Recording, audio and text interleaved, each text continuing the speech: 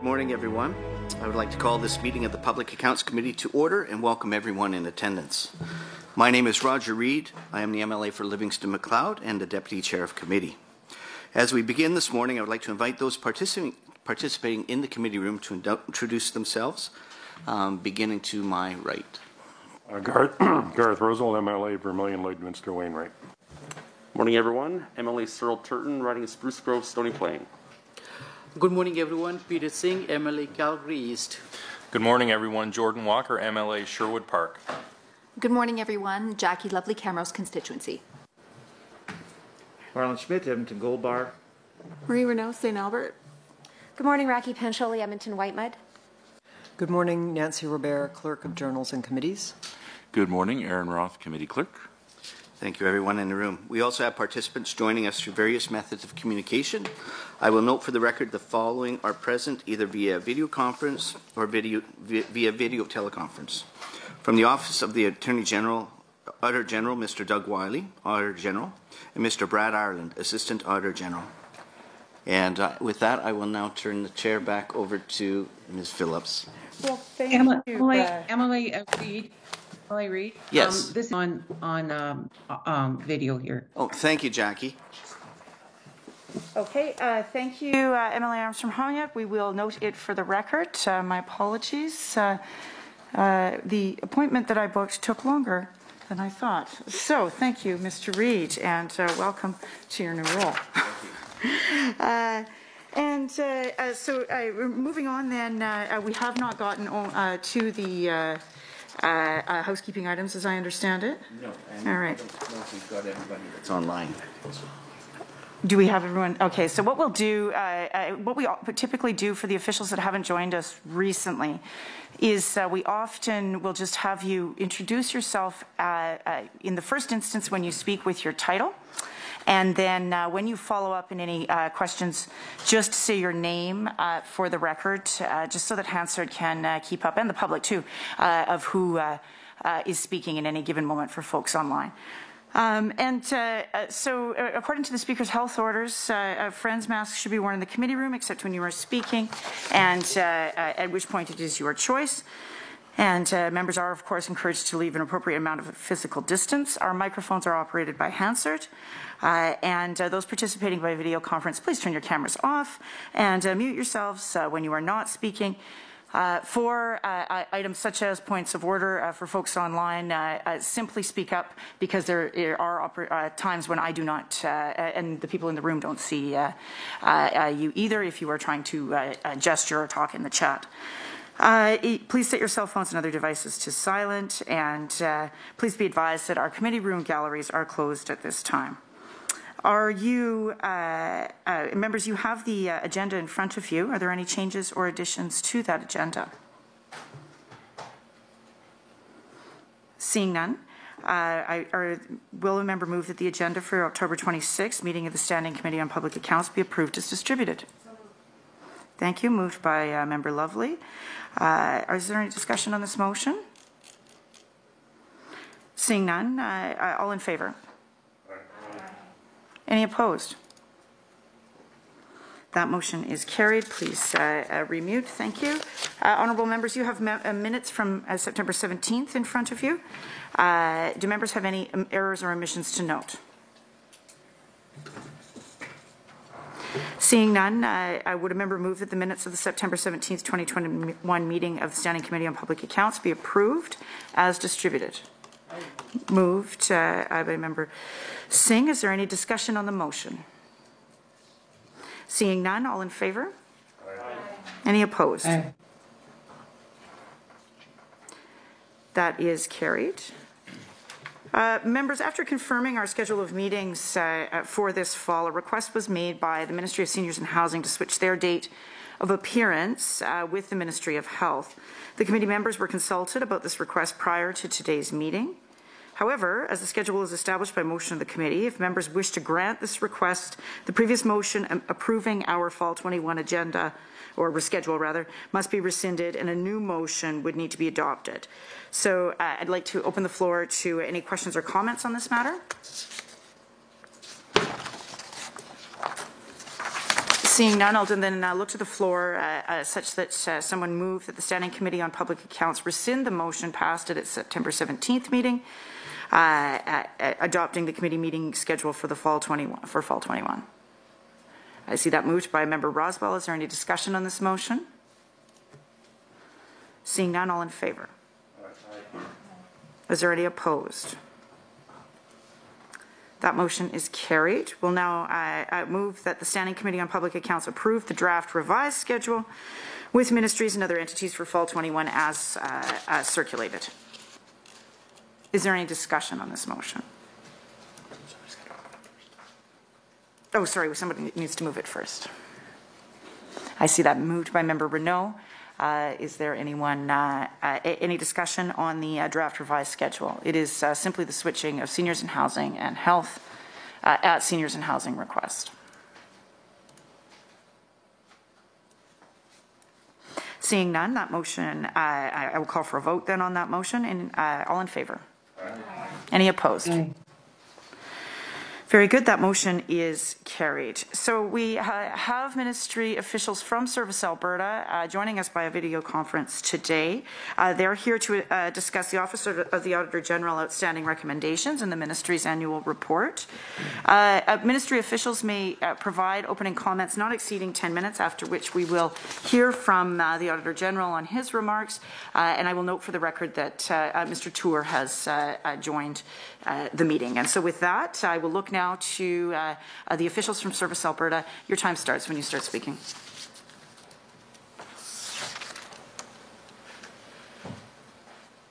Thank you very much, Madam Chair, and good morning to committee members joining us today. My name is David James, and I am the Deputy Minister of Service Alberta. With me today are key executives from the department. I have Maureen Toll, Assistant Deputy Minister for VoIP and Information Management Division. I have Stephen Bull, Senior Assistant Deputy Minister and Chief Information Officer of the Office of the Corporate Chief Information Officer and Telecommunications Division.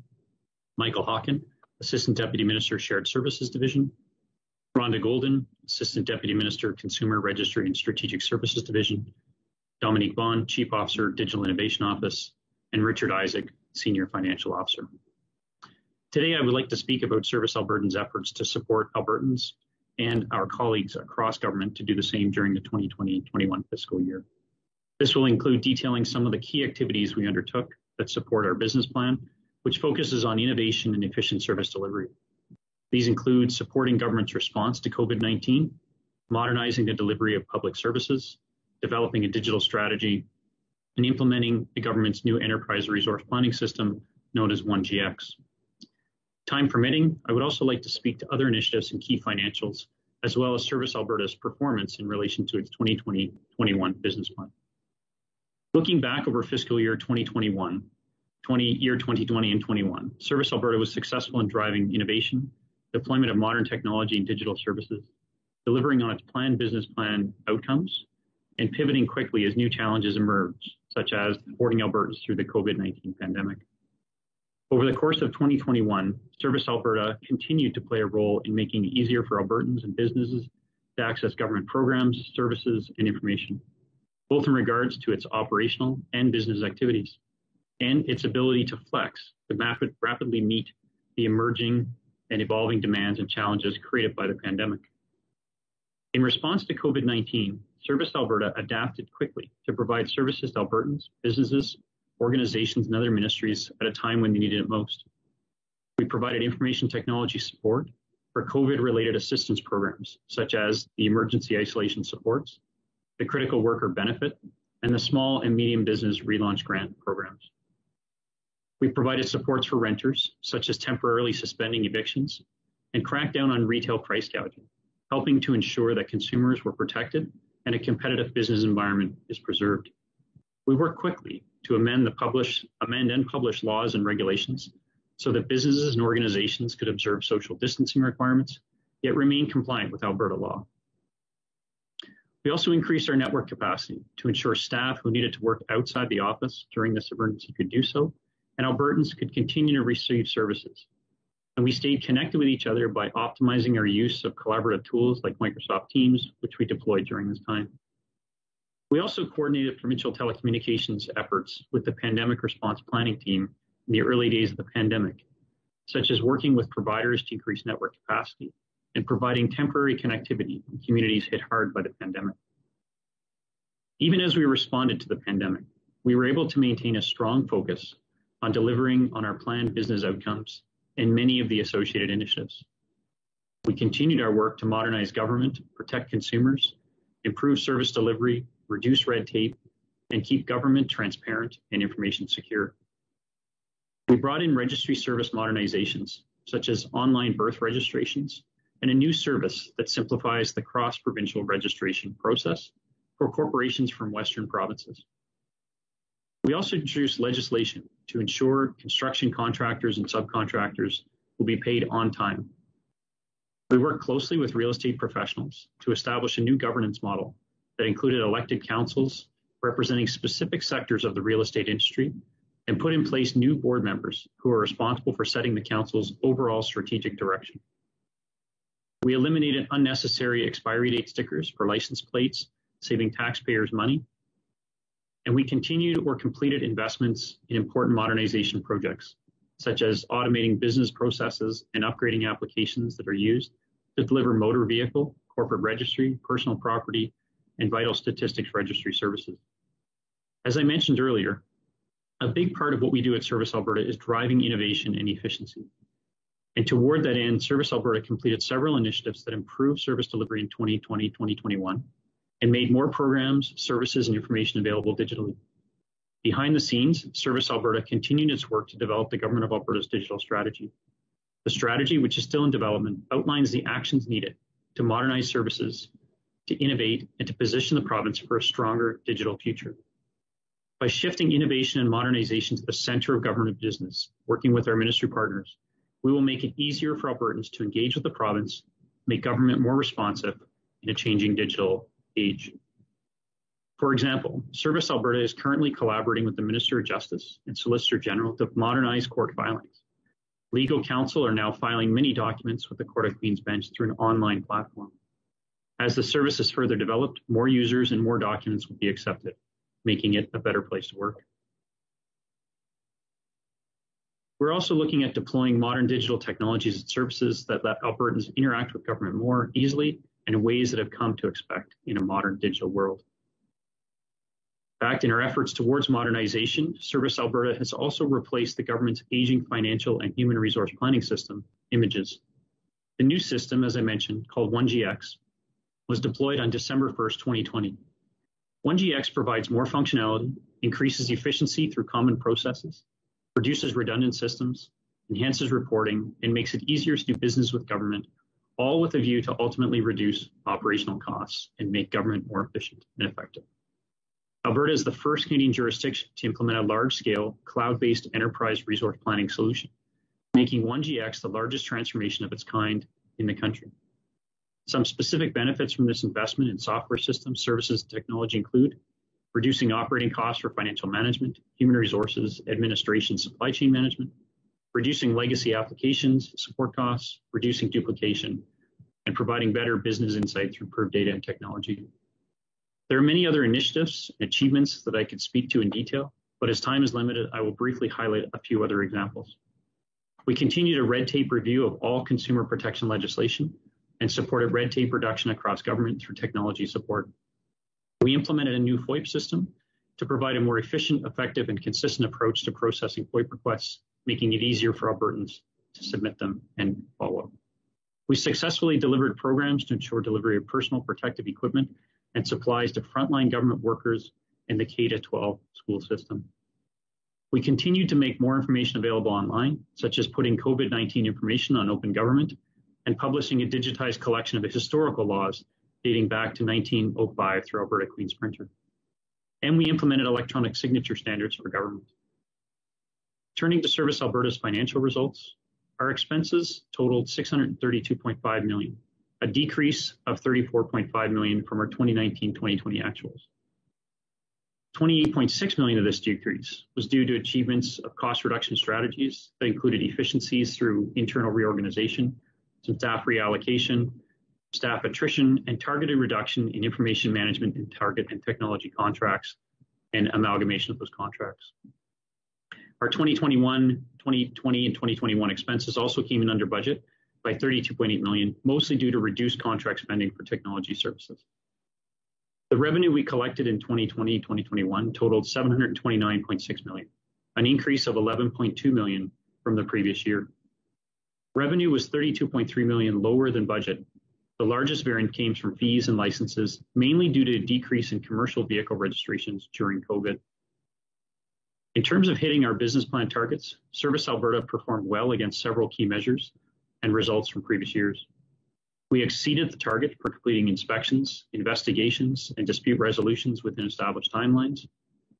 We vastly increased the number of visits to the Open Government Portal and exceeded our target. We also exceeded our targets for the number of Albertans with My Alberta digital identity accounts, which grew significantly over this last year and a half, and for the number of transactions completed through My Alberta services, which use My Alberta digital identity accounts to do those. We also added 15 new e-services and surpassed the target of 100 online services, which we had.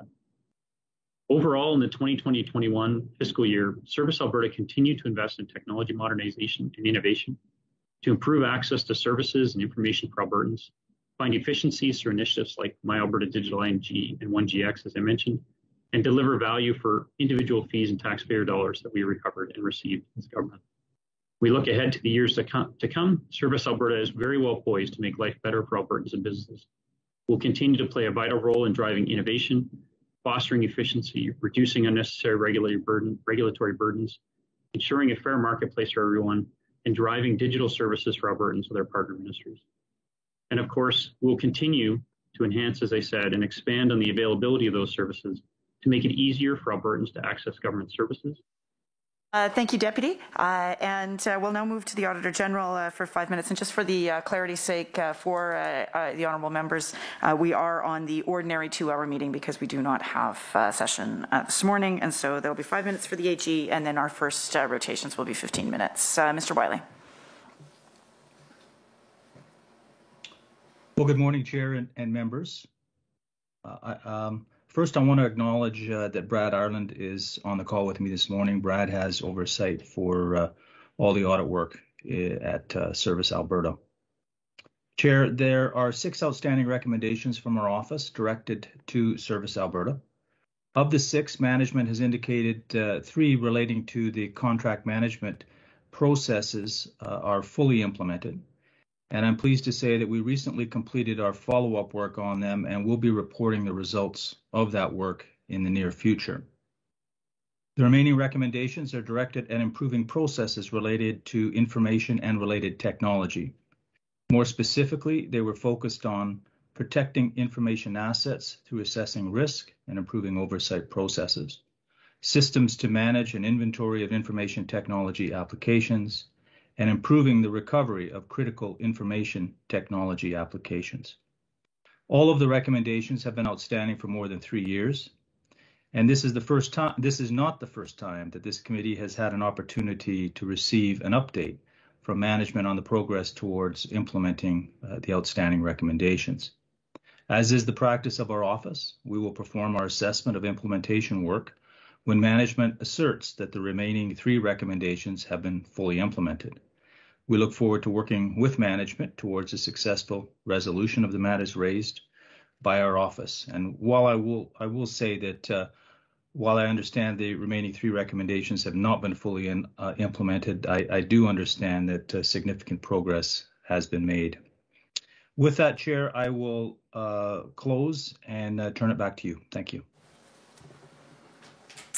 Thank you, Mr. Wiley. And we'll now move to the official opposition for the first 15-minute block. I'm seeing Member Pancholi to begin. Thank you, Chair, and thank you to the officials for being here today. A quick question, actually, to the Auditor General before we begin with our questions to Service Alberta. Albertans recently received the Allen Inquiry report, and as you know, that inquiry was late, over budget, and received criticism for extremely large sole-sourced contracts to the firm employed by Mr. Allen's son. So just to the Auditor General quickly, will your office be auditing the expenses of the Allen Inquiry? And if so, would we expect to see that as part of your financial statement audit of 2020, 21, and 21, 22? I can't give you an answer right now. I'll have to take that back and discuss that with our team, but it's certainly something we'll consider. Thank you, Mr. Wiley. All right, to the department officials, thank you so much for being here. I want to begin by asking some questions. In December 2020, which was part of the fiscal year, which is under review as part of our meeting today, that's, of course, when Alberta started to roll out our vaccines. And we know that there were a lot of questions, even at that time, around proof of vaccination. As vaccines were being rolled out across the world, certainly we knew that proof of vaccination, discussion about vaccine passports was already starting to happen. Those questions were raised even by the Premier in December 2020, which is part of the time period in which we're reviewing today.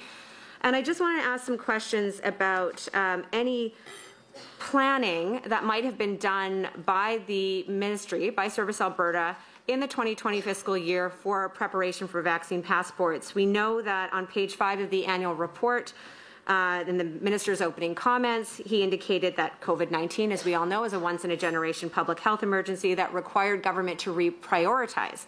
However, we also see in the annual report that the minister sort of boasts that they've stayed true to their business plan.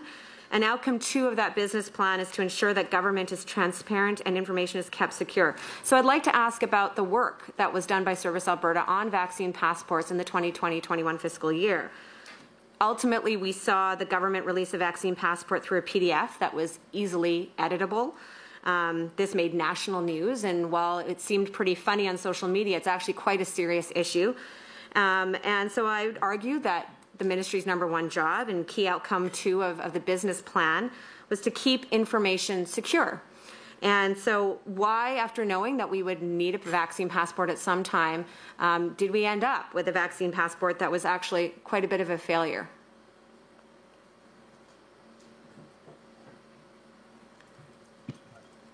The vaccine passport itself and all the discussion around that was led and conducted inside of the Department of Health.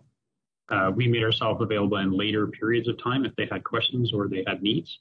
But all of that development and all of that was there. So it may be better to direct that question to the Department of Health when their application comes to publication. Thank you, Mr. James. So is that to say that wasn't the actual, I understand that the decisions around perhaps whether or not to do one might have been coming from Alberta Health.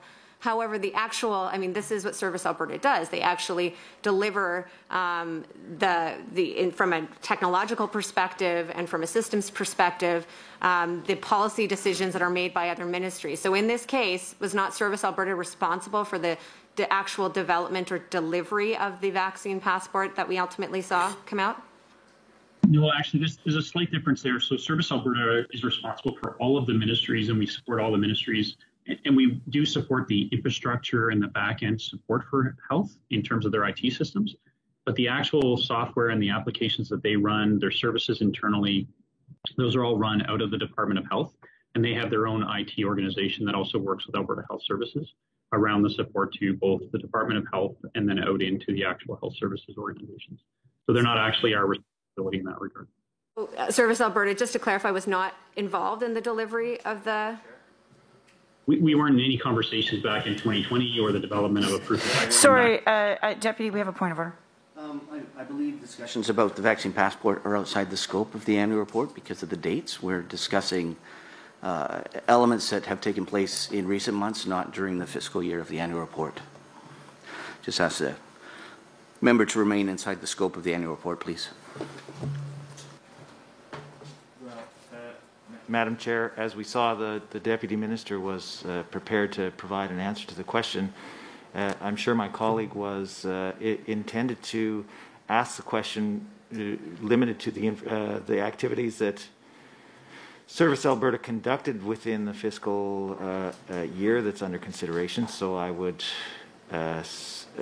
encourage her and the Deputy Minister to stick to the activities that were conducted in fiscal 2021. Very good. I think we will continue along those parameters, please. Thank you, Madam Chair. Again, we're talking about, the preparation that would have been done leading up to the rollout of the vaccine passport. Clearly, as I mentioned, this was something that was under discussion. So you've indicated that Service Alberta had no involvement with the IT delivery of the vaccine passport, and if that's the case, we have another point of order. Again, a lot of the vaccine passport occurred outside the fiscal year that we're discussing. If the member wishes to discuss the technologies and the programs that Service Alberta oversees, I think that's certainly within the scope, but to again come back and be discussing the IT related to the rollout of the vaccine passport falls outside the scope of the annual report. So thank you. Thank you. I can rephrase my question. Why doesn't the member rephrase? Thank you, Madam Chair. So in the fiscal year 2020-21, at any time did Service Alberta provide any advice about the technological requirements that would be involved in the development or delivery of a vaccine passport? No, not that I'm aware of, and not that we were involved in discussions on.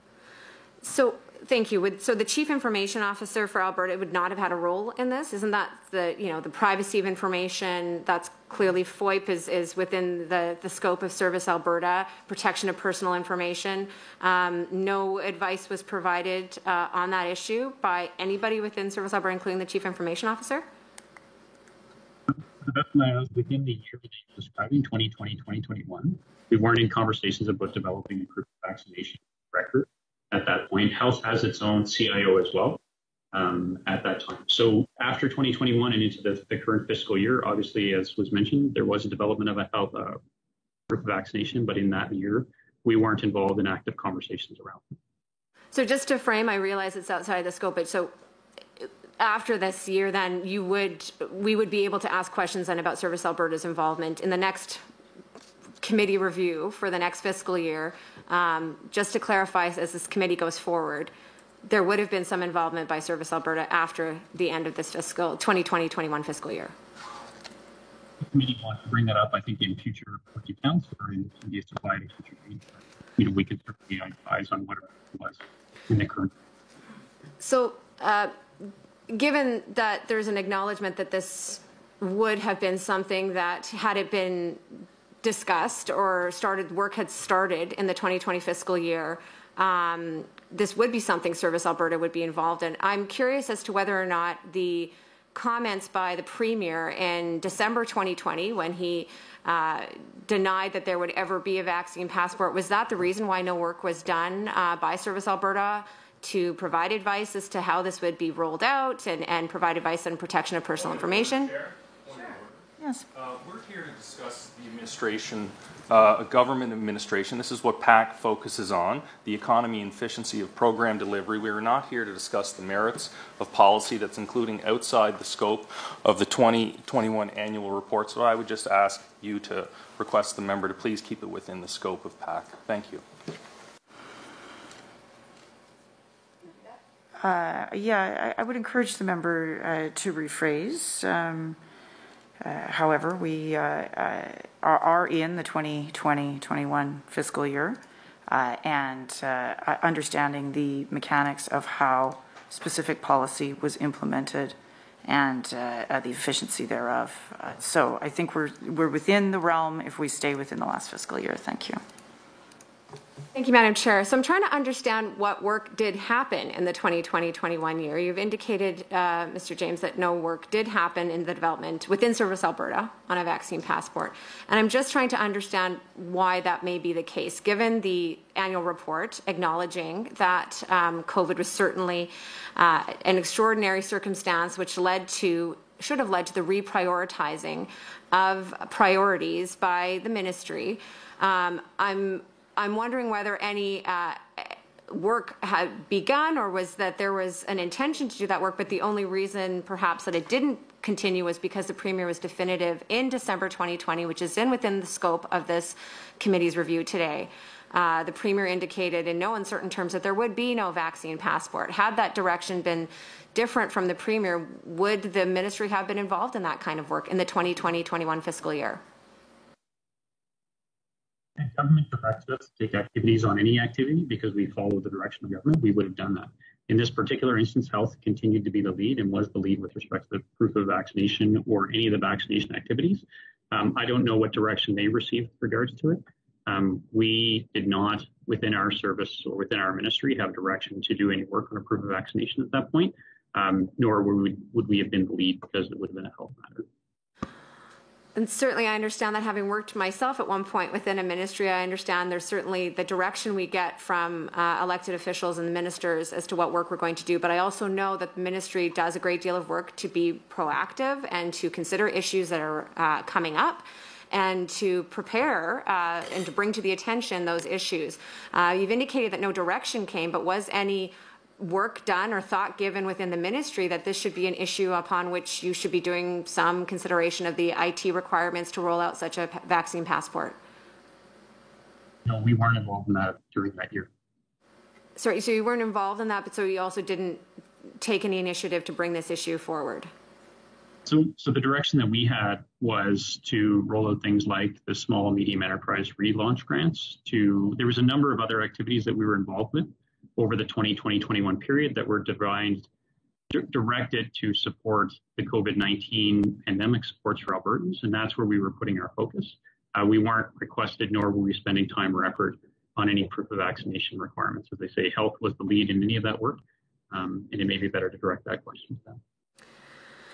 All right, thank you, Mr. James. I appreciate that. I'm going to move on to an issue that I think is very important, given the review by the Ombudsman, Alberta Ombudsman, which relates to the emergency isolation payments.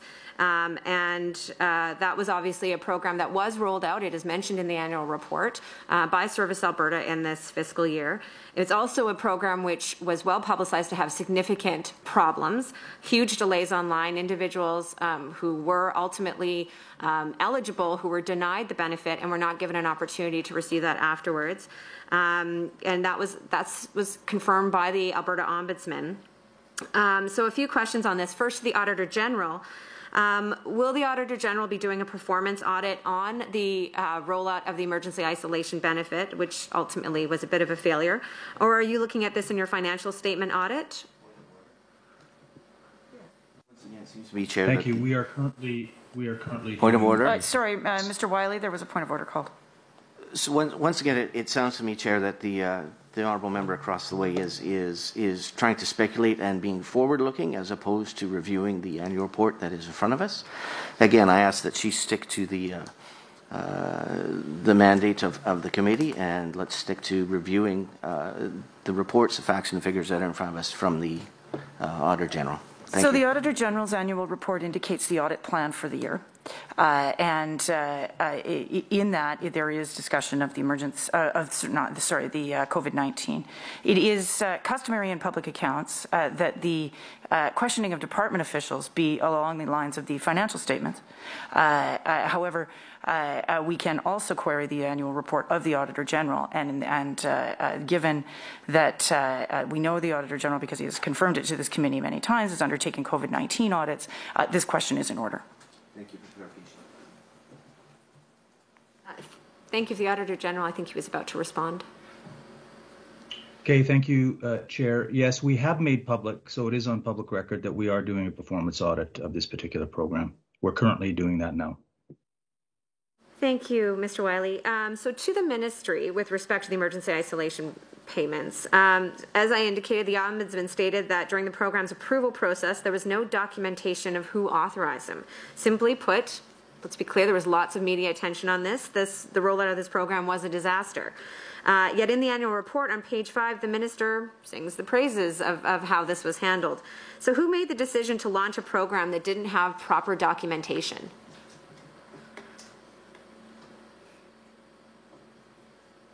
When a ministry identifies a program such as the benefits program that you were describing, Service Alberta comes alongside that ministry. We work with that ministry to develop the technical solution. In this particular case, the technical solution was developed in a very few days, trying to put in place the system that was identified and required for that window of time, or given the critical nature of that time. And as the Ombudsman report on emergency supports program recognized, the program responded to the immediate nature of the circumstances and was developed quickly to meet the rising need.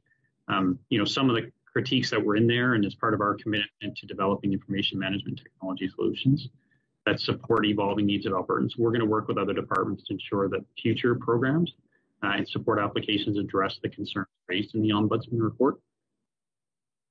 So was any consideration, given that it was acknowledged that there were problems with how it was rolled out. There's multiple reports of Albertans who were eligible for this program but did not receive it, and were also delayed because they had to register for the My Alberta Digital ID. And there was, I appreciate that it was, rolled out quite quickly, but it was rolled out quite quickly because there was an urgent need for Albertans. And given that there were recognized challenges both with Albertans registering for the RID, but also then being deemed ineligible for a benefit they were clearly eligible for, why wasn't consideration given to giving those Albertans who were qualified, who were eligible, to receive those benefits? I mean, the decision was, it was a mistake that they didn't get it. And, did Service Alberta, in your role, advise that because it was an error on your part, essentially, that Albertans should not have to pay the price for that?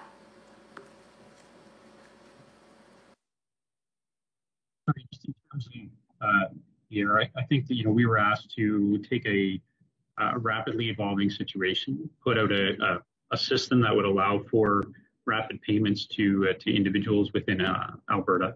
The ministry themselves would have had and would prescribe through the policy decisions that they were making what the parameters of that. And I think the Ombudsman report speaks to that. So they may be able to speak in terms of labor more to what were the decisions around who was receiving and why would they have received certain benefits. In terms of the system development that we were responsible for, the team took all of the technical actions required to make sure that that system was up, that it was running, that it was following in accordance with the actual policies that were in place. And as was noted by the Ombudsman, there were some areas there because of the rapid development, which we certainly have to take account for in future developments. But I think that we will do that, and maybe Labour may be in a better position to answer some of the questions you have specifically on the program itself and what was decided about who and how they would access. I appreciate that. I don't quite hear an acknowledgement.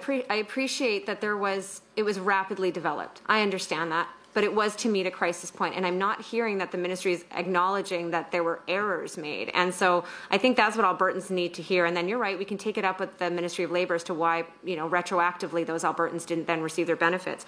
But if the Service Alberta took all the steps they believed were necessary, did Service Alberta bring in itself an internal audit team to evaluate what took place? In terms of the technical errors, the technical problems with that program, we certainly look at what was involved with that. We'll look at making corrections, adjustments. We have made adjustments on future programs, making sure that we have proper queuing so that we have the volumes available, making sure that the MADI application has the strength that would allow for that, and certainly investing in MADI so that people can have more access to it. So from a technical perspective, we've certainly tried to make sure that any of the errors that were identified. Thank you, Deputy. I'm sure we'll get back to it. We'll now move to 15 minutes for the Government Caucus members. Thank you, Madam Chair. And thank you to all the representatives of the Service Alberta and the Office of Auditor General for being here with us today. And my question is on My Alberta e-services. And one of the significant jobs that Service Alberta has is to manage the government's online programs and services. The significance of all these has greatly increased as of late. So I think it's important to touch on My Alberta e-services. And on page 14 of your annual report provides an overview of the desired outcomes and results. So I have a few questions about that. And starting more generally, what is the ministry doing to improve Albertans' access to registry services?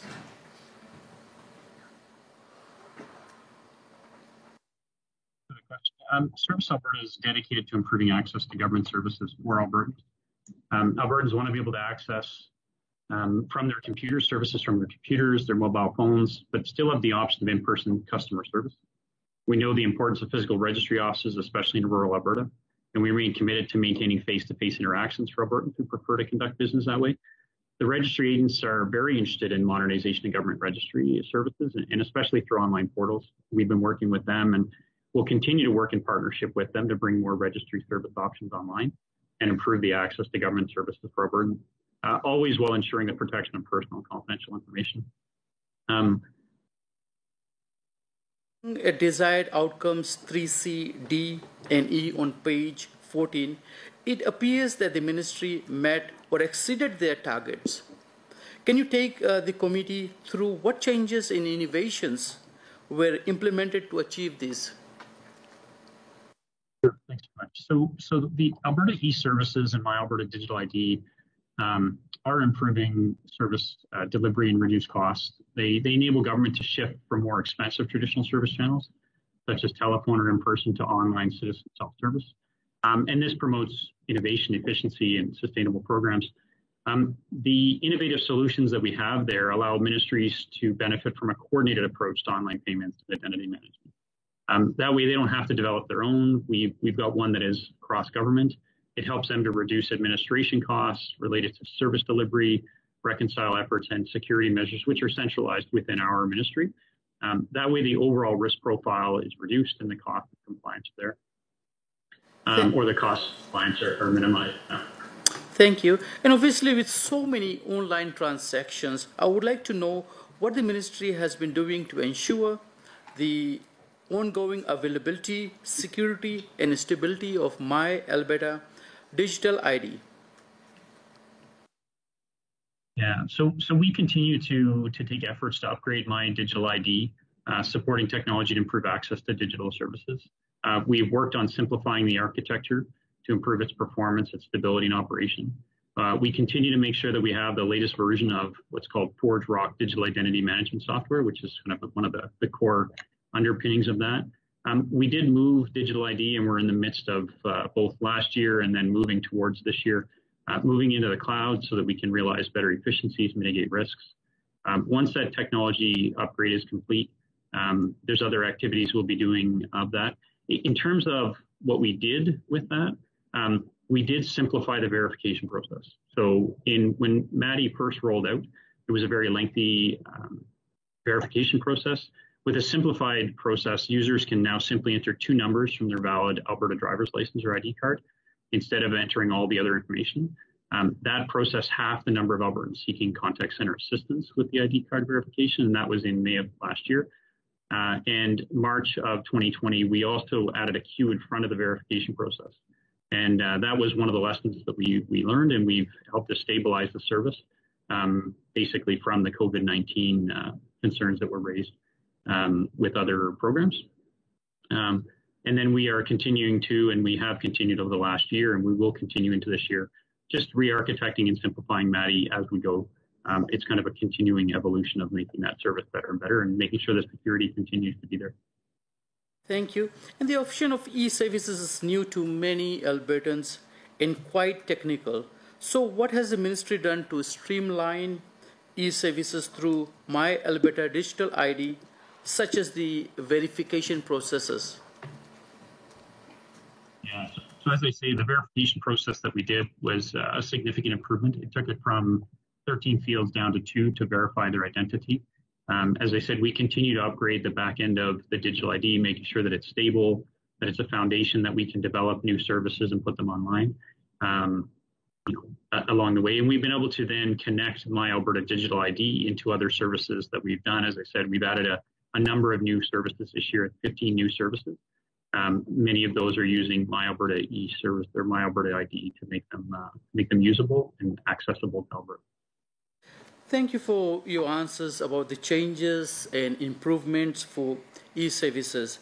I would like to move now to changes in the motor vehicle information and re-platform. And on page 32 of the Service Alberta annual report, it's noted that in 2020-21, 250,000 were dedicated to improving motor vehicle information, particularly for law enforcement. Can you please take us through what change for this and what are the similar motor vehicle items and what benefits were realized from these changes? Yeah, thanks very much. Specifically related to the law enforcement or the initiative to assist law enforcement, we were able to implement reflective license plates.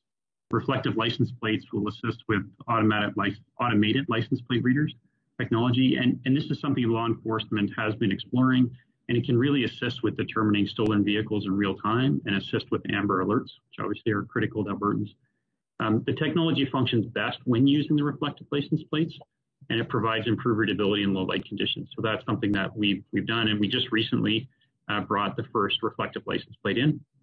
And the $250,000 that was allocated wasn't spent, but it continues to be reserved as discussions continue with law enforcement about their emerging needs for those automatic license plate readers, and we'll continue to work with them accordingly. Thank you. And can you provide an example of what has been accomplished since the system was re-platformed?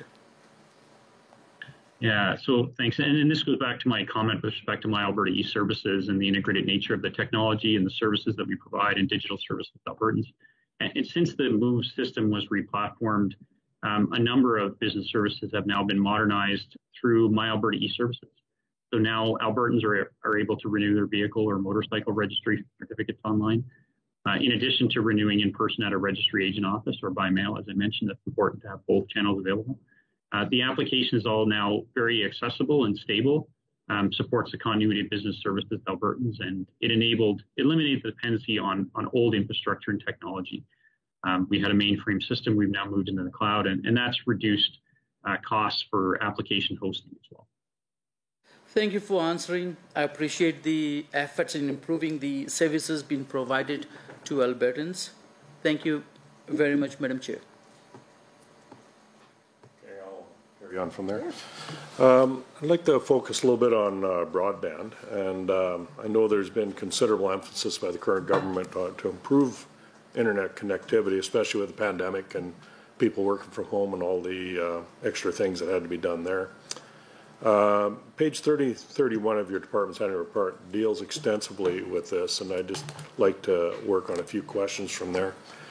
There's, I know rural is a big deal, and the SuperNet that was put in before, and BCE is now has, and it's just very expensive to get into all these different areas.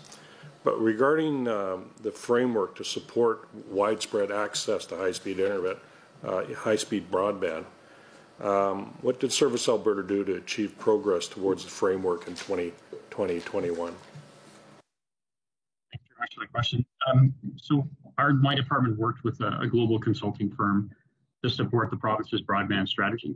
They completed an analysis of the situation in Alberta that supported our analysis in reviewing models that consider our particular market conditions, our outcomes, the nature of our regional dispersion of cities and towns and communities.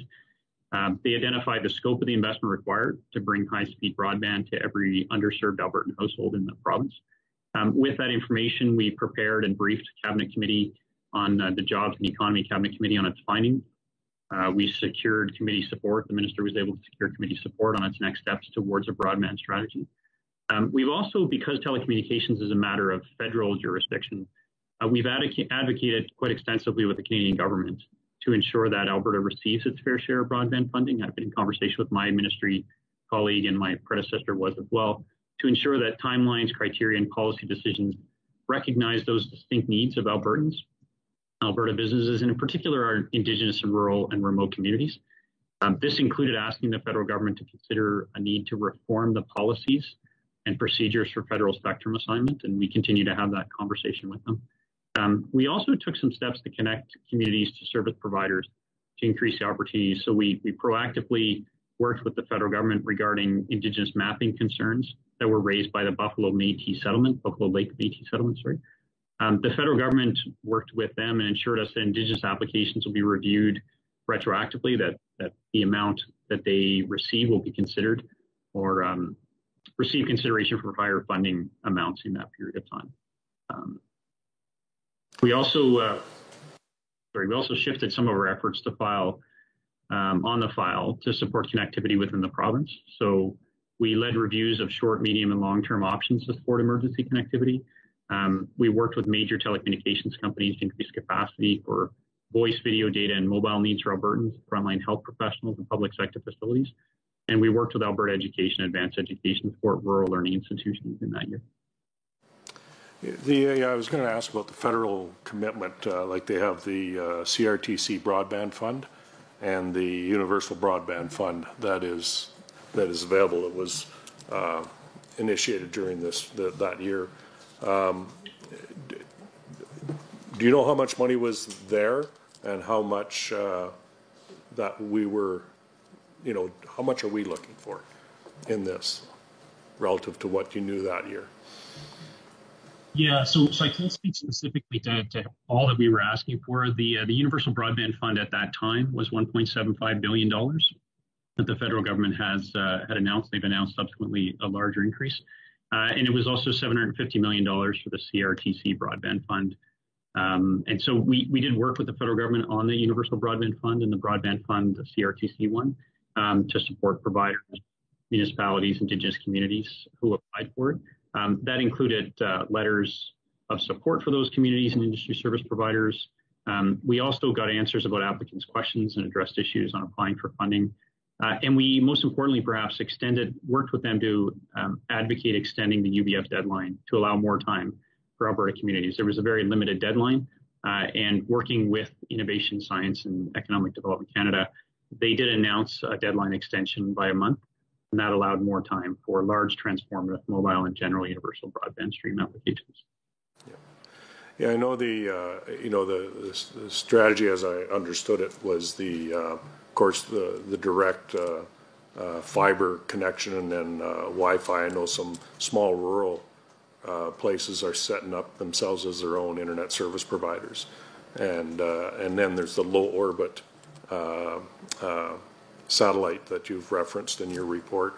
I'm just wondering if you can expand on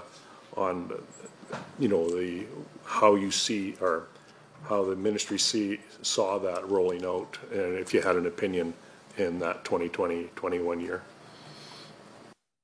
Yeah, so as we looked at that in the 2021 year, and Minister Kluivert has spoken to this as well, you know, there's a variety of service types that will be there. There are some rural communities that fiber optic connectivity will be, you know, well supported. And in fact, there have been some announcements by the federal government to support some fiber optic communities or deployment within coming out of last year's applications.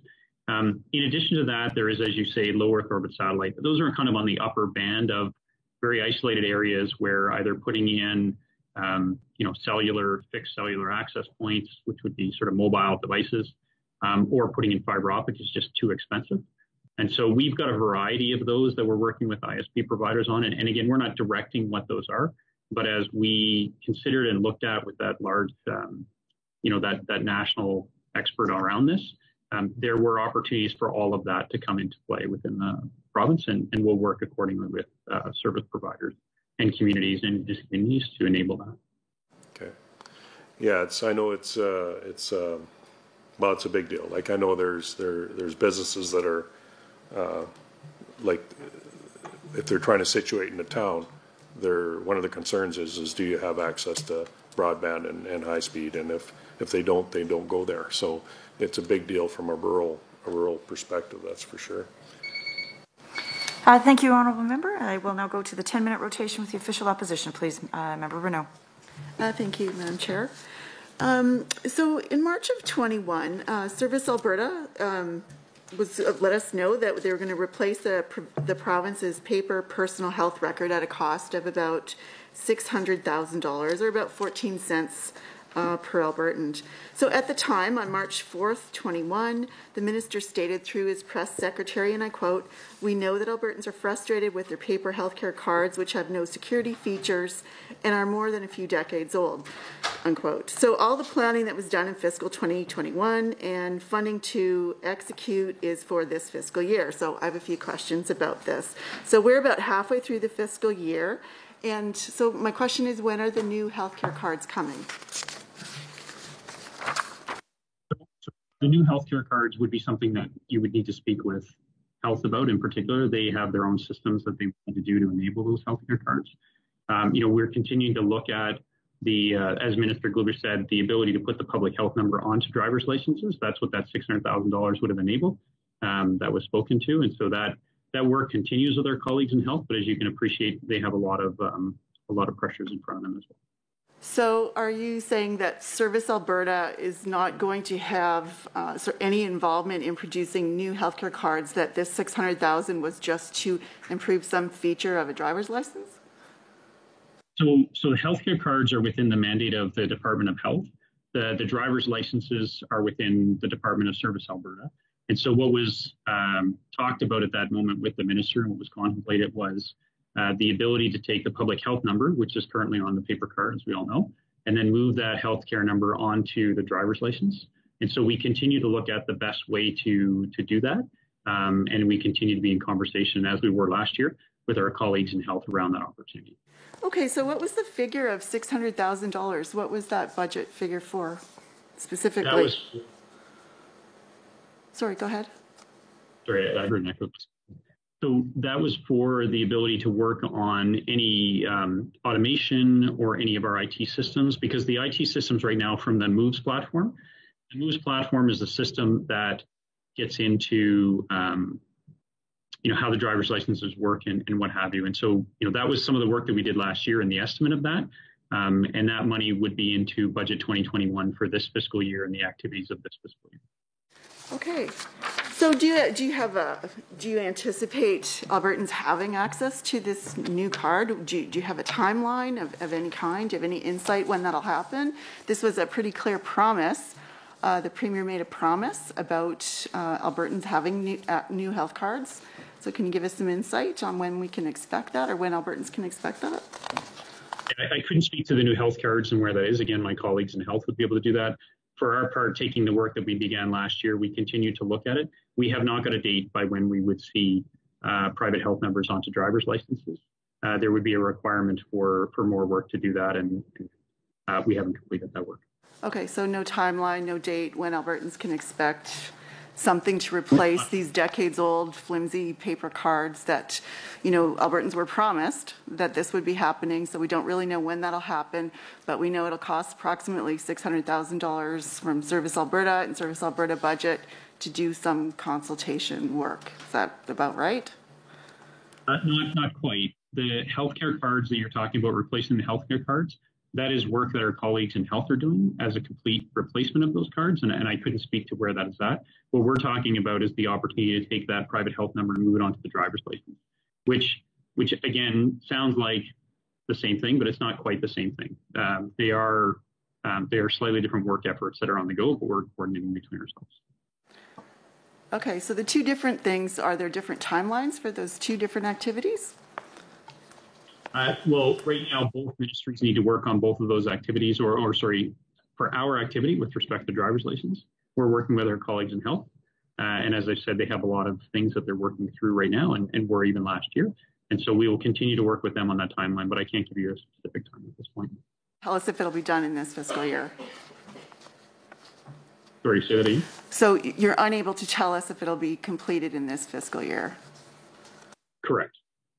Okay, I'm going to move on. So in addition to the pandemic, we're facing an opioid crisis. So many Albertans have died. We know it's a tragedy. In 2020, we had 1,128 people die. One of the strategies to prevent additional deaths is the digital overdose response system. So my question is to the Chief Information Officer. The promised response system wasn't delivered in fiscal 2021. So with so many deaths, what explains the delay? Again, that particular one is not something that Service Alberta is responsible for. This is a system that would be run through health or Alberta Health Services. Okay, so Department of Health. We have no role within the digital overdose initiative or with regards to opioid overdose. There will be no, so Service Alberta will not play any role whatsoever in the rollout development of this particular application. No, the Alberta Health Services and Alberta Health have their own IT services, their own chief information officers in both of those organizations. And they would be the ones that I'm aware of that would be doing that. If health asks us for support, then as with every other ministry in government, we would certainly furnish that support to them at their request, but they would have the lead and we would only act on their request. Okay, so I'm going to switch topics again. So in Community and Social Services, in their annual report, they note, and that's on page 17, they note that there will be a transition strategy that will be finalized for a move to digital-first approach. So it notes a collaboration with Service Alberta to modernize AISH and income support programs. So I notice on page 11 of Service Alberta annual report, it talks about Service Alberta working with community and social services to develop an online system that leverages the digital ID for financial assistance to eligible Albertans. So I'm wondering if you could tell me about this project, so when that began, and what programs within the Community and Social Service Ministry are you talking about that will be transitioned?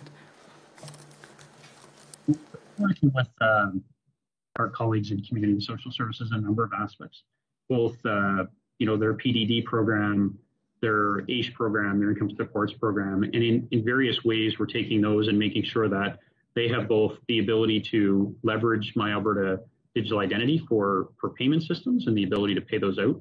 But in addition to that, we're also working with them to advance digital services that make it easier for Albertans to apply online, to work with case managers, for case managers to access those information, to make decisions in that particular space. So it's fairly broad work that's going on. A lot of that work is happening this year. And we were working with them last year on a number of digital identity or digital activities that speak to what you were describing.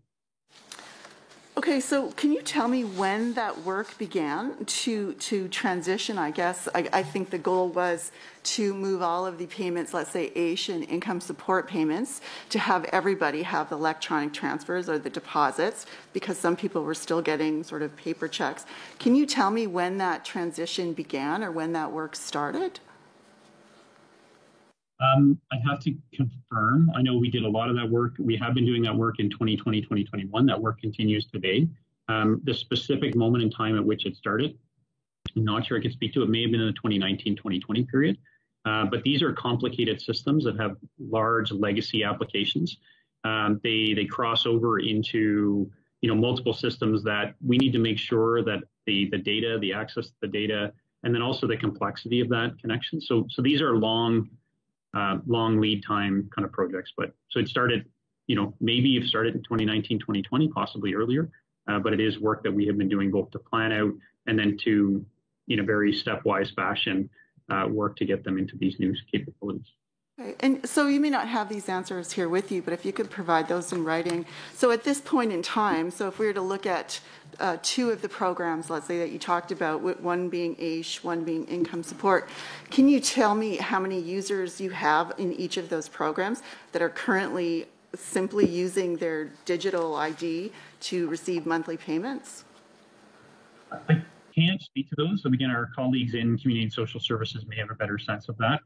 But the number of people that are in and out of that program, depending on the nature of their particular employment or their circumstances, would vary in my conversations with my colleague. And so as more and more people come on to My Alberta Digital ID, and as we have more capability to offer those e-transfers or systems, then more people would likely be using that capability. But we can go and we can find out sort of the both when this started and then also the to our knowledge and our understanding, the number of people that are getting e-transfers as opposed to specifically checks. The number of people on AISH. So that number doesn't change very frequently. Can I get that in writing? So at this point in time, how many people are getting electronic transfers? Okay, thank you. We'll move on to the Government Caucus, please. Okay, thank you. Sorry. Yeah, I just got one more question relative to broadband, and it's in your report you mentioned that you're continuing to work with BCE on the SuperNet and relative to the towers and stuff like that. And I know at least in my constituency, the different telephone companies kind of divvy up the towns, and like for example, TELUS and Lloydminster is making significant investments there. Can you explain the relationship between BCE and the other phone companies and how you're working with them to spread this quickly, and what roadblocks that you found? Like, I just want to see what kind of progress you had in 2021.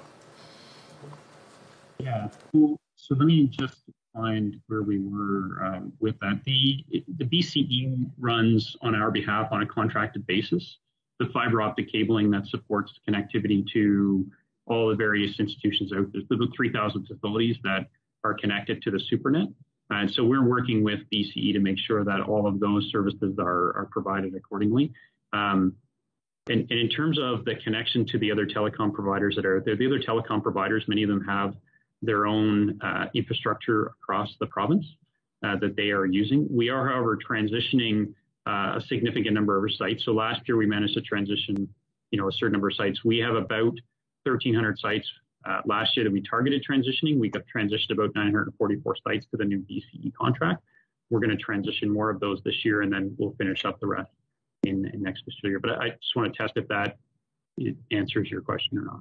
Yeah, I'm just trying to, you always get complaints about broadband, and especially in rural, and I know myself even, I just recently moved, and TELUS had my postal code and said we don't service that area, right, in Vermilion. So they kind of divvy up the towns, and it must be an economic thing that they're doing that with. But I was just wondering about that relationship and how it worked exactly. I didn't know. So they choose, and we have made the SuperNet available to ISP providers. For the most part, Bell, TELUS, and others have their own infrastructure that they put in place that are different than the SuperNet infrastructure. And smaller ISPs have, in some instances, made access or use of those SuperNet services. But carry on then. Next one, a dispute resolution on page 22. The annual report notes that the department was able to exceed performance measures on 1.8, that being a percentage of inspections, investigations, and you did mention this, and dispute resolutions completed within the established timelines by about 10%, which was an increase of 13% over the previous year. Can you identify and explain the changes made that led to the increase in efficiency? So the department was able to exceed that target primarily based on the effect of the pandemic on hearings conducted by our residential tenancy dispute resolution service. During the first several months of the pandemic, there were a lot fewer applications than normal filed with the RTDRS due to the uncertainty created by the pandemic, as well as the ministerial order that temporarily suspended forced evictions.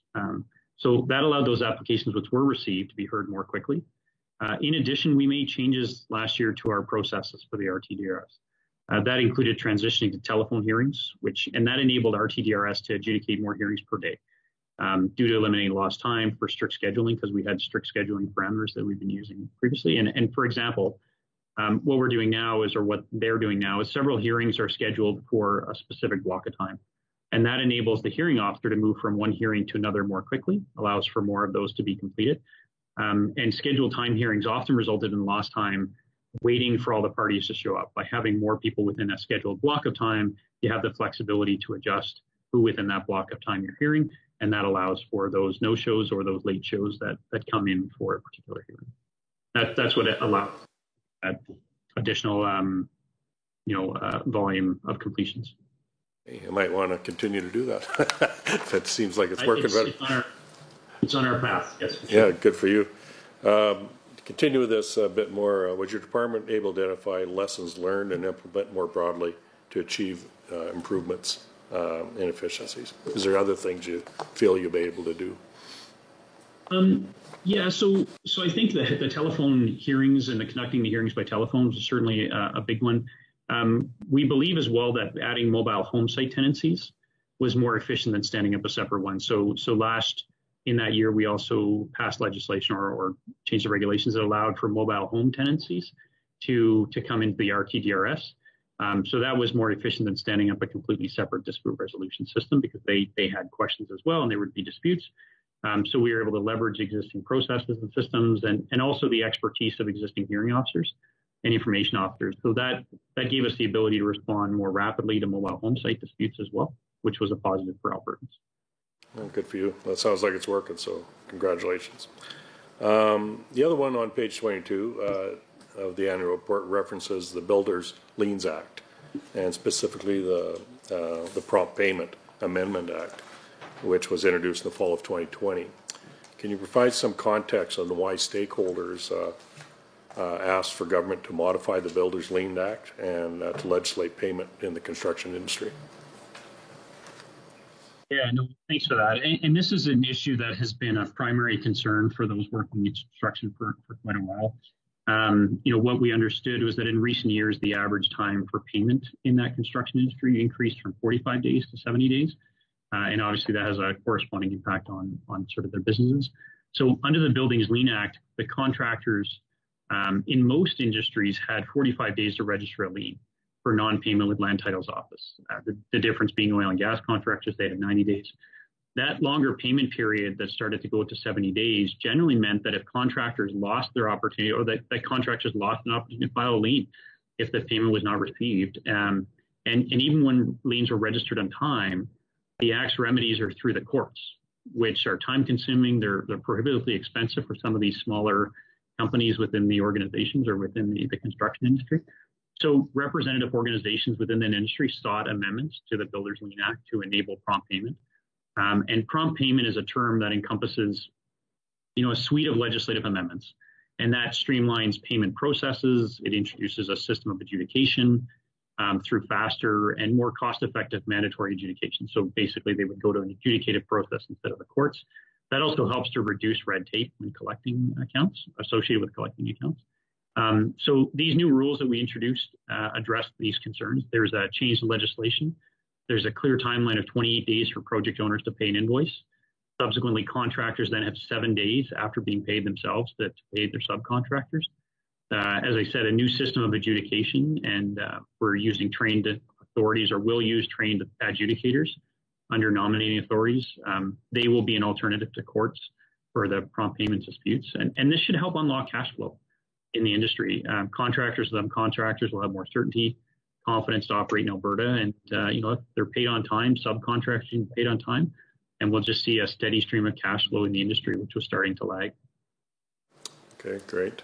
It's, we're talking about it a little bit, but additionally, what work has been done to bring it into effect, or was that done by the end of 2021 fiscal year, or has that happened since? So we started in last year with significant engagement. In fact, this whole process has had significant engagement with the industry itself. We continue to work with the construction industry around this. So in response to that delay, we did pass last year Bill 37, the Builders Lien Prompt Act, and we did additional amendments set out in Bill 62, the Red Tape Reduction Amendments Act, early this year. And these bills essentially put in place that prompt payment legislation, as I talked about. So following that, we have continued, as I said, to work with stakeholder associations. We continue to look at what other jurisdictions are doing in terms of nominating authority and how that's done. And we're anticipating that work, as it continues, we should see, the new Prompt Payment Construction Lien Act, as well as new regulations proclaimed in early 2022. Yeah, you mentioned other jurisdictions. Is that how are we relative to other jurisdictions? Are we have a more prompt system?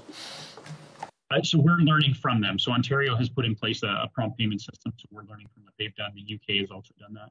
So we're learning from what they've done. So we're trying to make sure we take those expertise, those learnings, and then apply them back into to what we're doing and have best practices, I guess, in effect. Yeah, no, I know. I've talked to a few construction people, and they certainly appreciate the work that's been done, and it's always works best when you can get paid on a more prompt way. So appreciate your help. Thank you. And that concludes that time. We'll move over to the official opposition, please. And I'm seeing Member Schmidt, please. Thank you very much. My questions are related to the eviction prohibitions that are mentioned on page 18. Now, I hope the Deputy Minister can help me with the timeline here. It says the supports included a prohibition on evictions established until April 30th of 2020. Now, when I went back to review the legislation that was passed in the middle of April of 2020, it indicated that the eviction prohibition was going to stay in place until the end of the public health emergency. So can the Deputy Minister just confirm for the committee what the actual timeline for the eviction prohibition was? How long was the eviction prohibition actually in place? Yeah, just give me 1 second. I appreciate that question.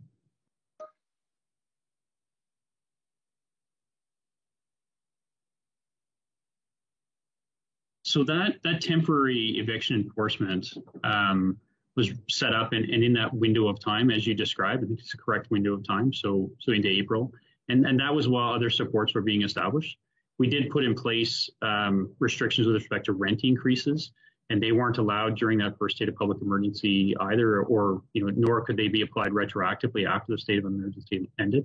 And landlords couldn't charge fees for late payments out until the end of June in that particular time. We did talk to landlords and tenants working together to develop meaningful payment plans during the first state of public health emergency. But that end of June timeline or end of April rather, is the timeline. Okay, and if the ministry could get back to us with a written timeline of the eviction prohibition in the fiscal 2021 year, I would appreciate it. Now, my first question how many residential evictions occurred in Alberta after the eviction prohibition was lifted in fiscal 2020-21? I'll have to go and look at that particular information. I don't have that at hand. Okay, if you could get back to me on that. Now, can the Deputy Minister talk to the committee about the enforcement provisions or enforcement mechanisms that were put in place to enforce the eviction ban? Maybe just to clarify the question. What measures we put in place that if people were evicted during that period of time, that we would have actually ceased that eviction during that window in the activities. Is that correct? Yes, that's correct. Okay. So we have a consumer investigation unit.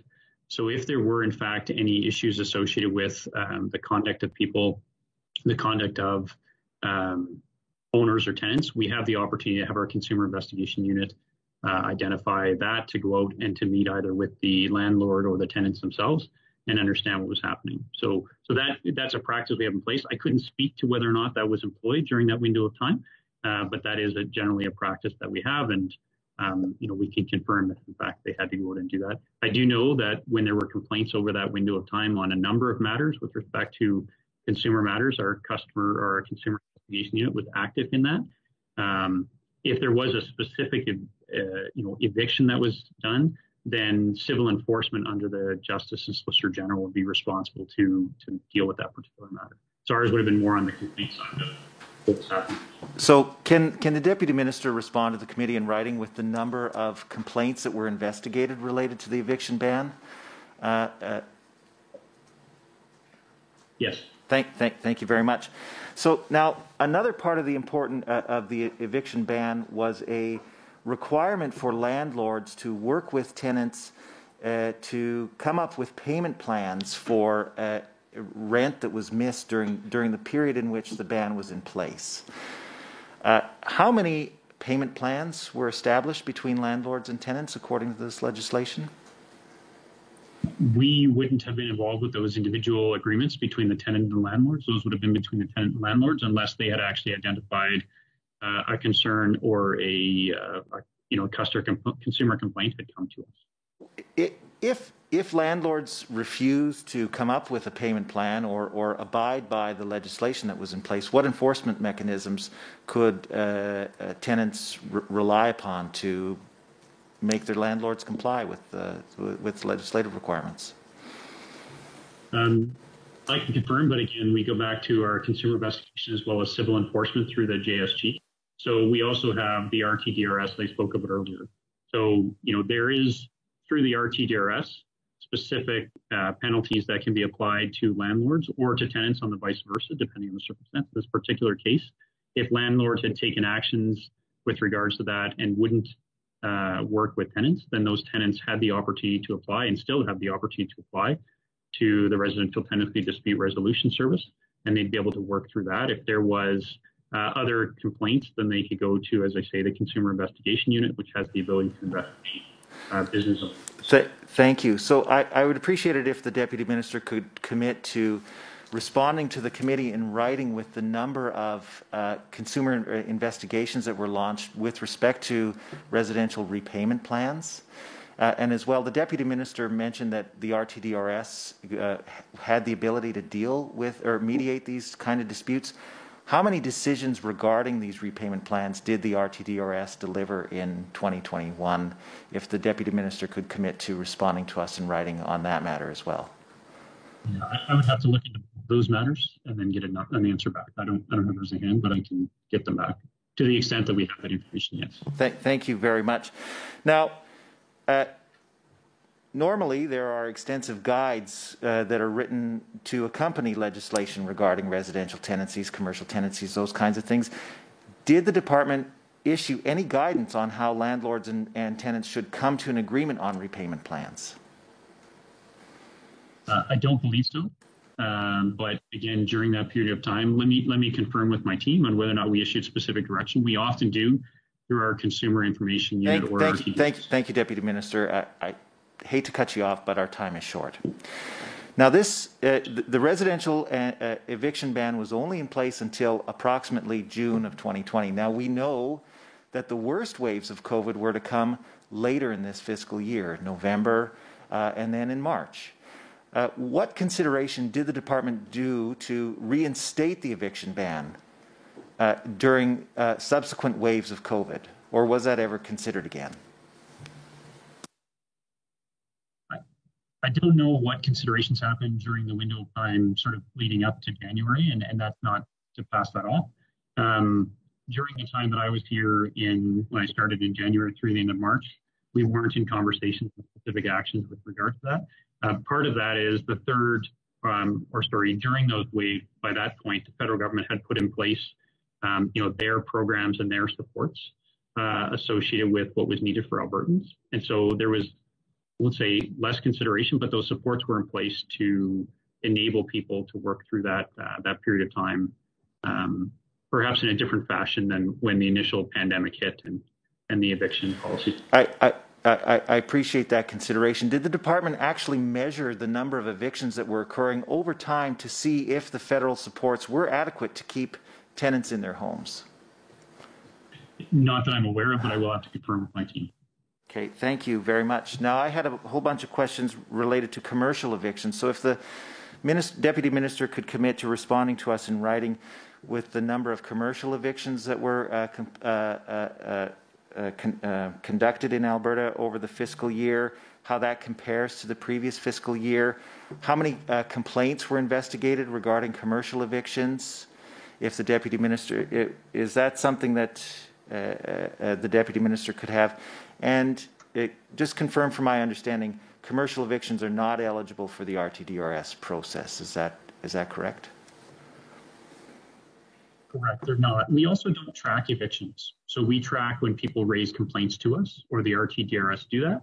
So if somebody has been evicted and they don't raise an actual complaint or they don't bring that matter to our attention, we're not aware of that within the province. There's no requirement to do it. So even in terms of other residential evictions. Thank you, Deputy Minister. And I appreciate that it wasn't past practice to track evictions, but we are going through a once in a 100-year public health crisis where hundreds of thousands of people lost their jobs and were at risk of being thrown out into the street. Did the department consider tracking evictions, either commercial or residential, just to see how things were going for the people of Alberta? So we continue to track what was coming in our consumer investigations or the complaints to us. We didn't reach out and start tracking specific evictions. However, we did work, as was talked about earlier, to make sure that the various programs that government implemented were available through the various e-services or through specific programs. So that was our support into that particular space as well, or a significant amount of our support to help Albertans during that period of time. Thank you, Deputy. We'll move on to the Government Caucus. Well, thank you so much, Chair. Well, sir, I have not yet had the opportunity to meet you in person, and I just wanted to say it's very nice to meet you.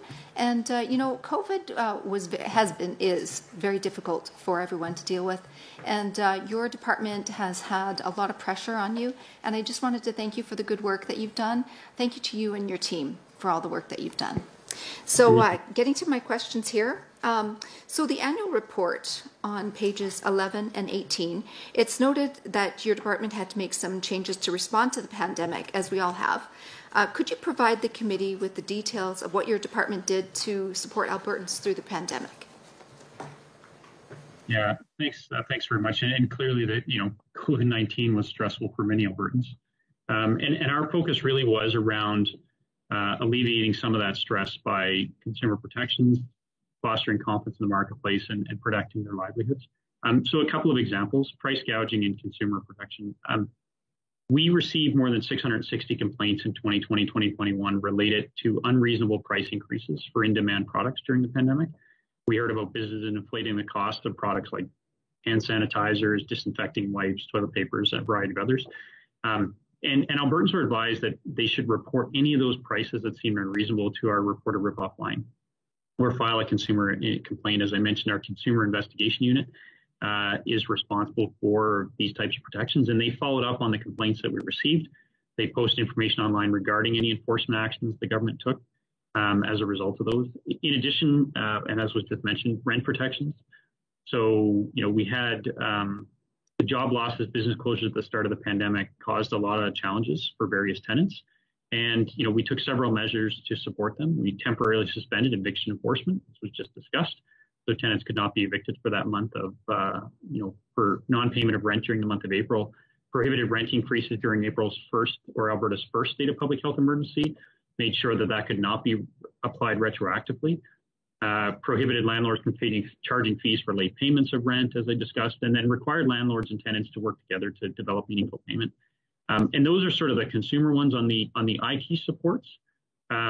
We put a total of 41 applications and services to support COVID-19 out. That included My Alberta Emergency Isolation Support, which we talked about, Working Parents Benefit, COVID self-isolation payments, emergency benefits, health records, critical worker benefits.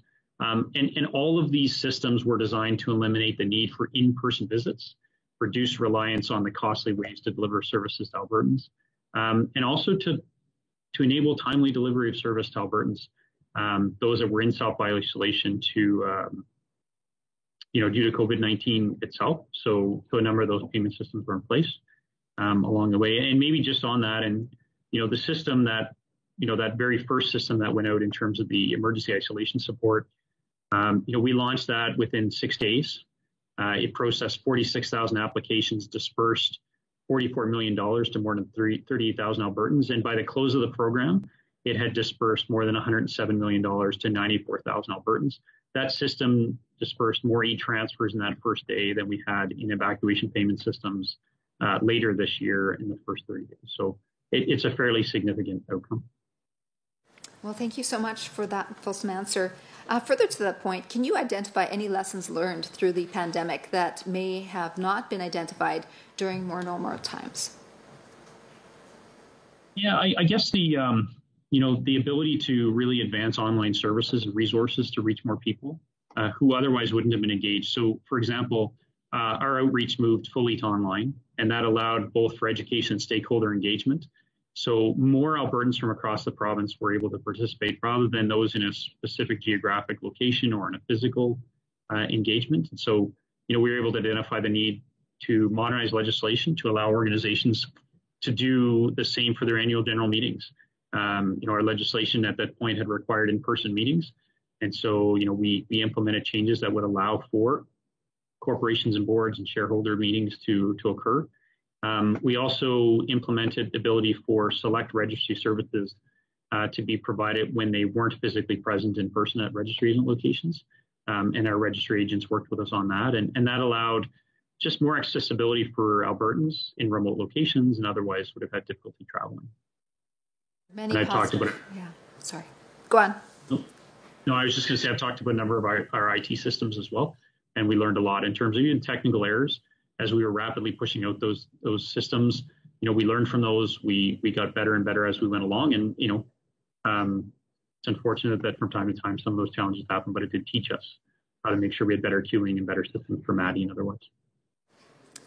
Well, thank you for the answer. And pardon me for the interruption. I was just going to say that I did receive a lot of positive feedback in my community about the new options to get involved with meetings on Zoom. And lots of people were able to participate in more things and multiple things. So it turned out to be a silver lining. So on to my next line of questioning, which is going to focus on technology and government. On pages 27 through 31 of the annual report, identify outcome 3 government is modernized and services are accessible to Albertans. Obviously, technology is a part, and sorry, that was a quote, government is modernized and services are accessible to Albertans. Obviously, technology is a huge part of modernization and accessibility, especially during the 2021 year. And to these ends, what is your ministry doing to build a culture of innovation in government? Yeah, no, thanks for that. We're really working hard to transform our delivery, and we're introducing what we call internet era ways of working through some of our work with partner ministries. And so some of those are really about adopting industry-proven digital approaches, right? So for sake of this, agile, DevOps, cloud, again, those are terms that are common in the industry, but they really allow for faster iterative development. They help to reduce the cost of maintaining aging technology. We've seen this in leading jurisdictions, UK, Estonia, and industry, Amazon and Spotify, for example. And we're taking these teams of people, these multidisciplinary teams, and they're working very closely with the ministry, and the ministries have what we call product owners. So those product owners are people who are, delivering the service. They're business owners delivering the service, and we're coming alongside them.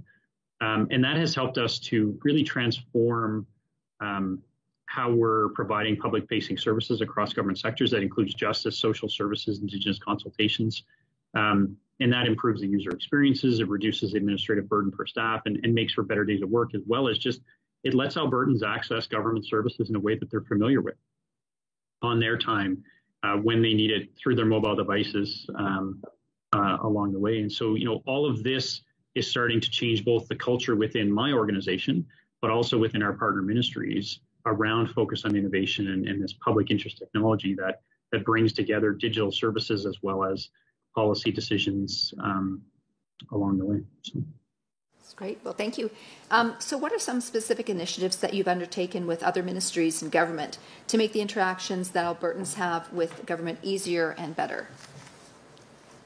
Yeah, no, thanks for that question. So a couple of examples, and we're working across various ministries. So we've got people in advanced education, children's services, community and social services. But let me just give you a couple of quick examples. Traffic ticket digital service, something that's, traffic tickets are important to a lot of Albertans, unfortunately, which enables citizens to manage their traffic tickets, pay online, or accept early resolution of disputed infractions. So before the rollout of this service, there was limited online options. Drivers would have to physically attend courthouses to resolve the matters.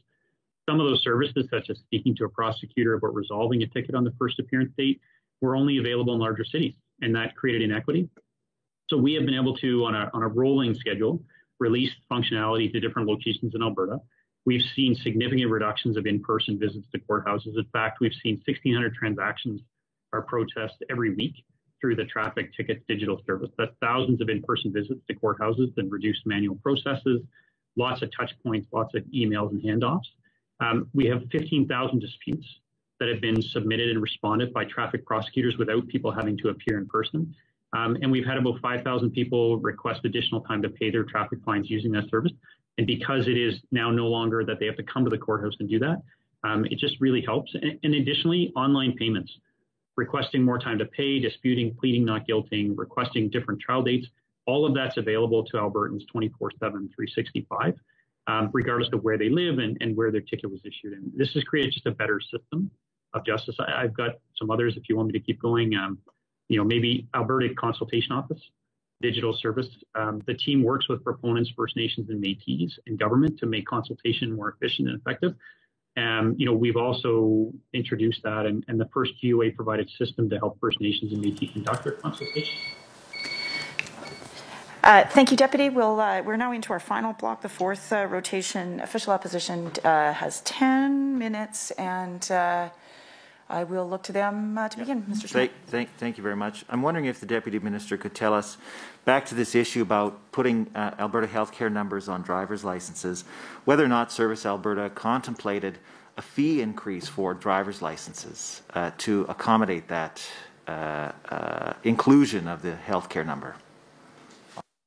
At the front end of this work, we did not look at an increase associated with driver's license fees.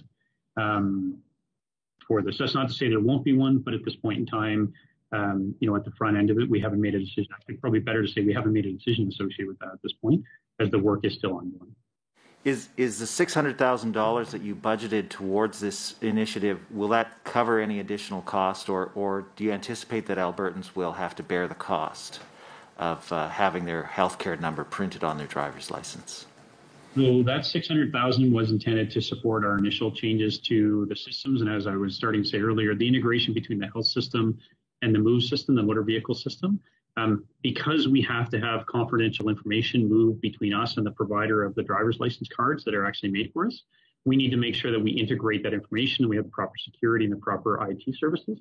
That's what that $600,000 is intended to do once we get to that point in time of integrating them. So that's where that 600. Thank you. Cost for that. Thank you. Thank you. And there's, because of the sufficient lack of clarity on this $600,000, I'm wondering if the Deputy Minister could table for the committee a comprehensive breakdown of how that $600,000 was spent to support this initiative. So not exactly, because that work is still ongoing. We haven't finished that. We haven't actually got it to a point where I could tell you where that $600,000 is being spent or what it's being spent at the point, because the work is ongoing. That might be a better question for a future committee. Duly noted. I want to move on now to mobile home site tenancies. Page 20 refers to the expansion of the RTDRS to include mobile home site tenancies. Now, this was intended to allow mobile home site tenants to have access to a low-cost alternative to resolving tenancy disputes. What performance measures or indicators did the department establish to determine if expanding mobile home site tenancies eligibility to the RTDRS met the stated objectives of this expansion? We would have measures associated with the number of complaints that come in. We would have measures with respect to the number of resolutions that are done through the RTDRS in that particular case. So all of the existing measures inside of the dispute resolution system would now be available to us relative to mobile homeowners, and we would understand where those particular disputes are related to that. And we would be able to look at that. So I'm hoping that the Deputy Minister can table for the committee a comprehensive list of the number of inquiries that the RTDRS has received with respect to mobile home site tenancy disputes, the number of resolutions that were achieved specifically for mobile home site tenancies under the RTDRS.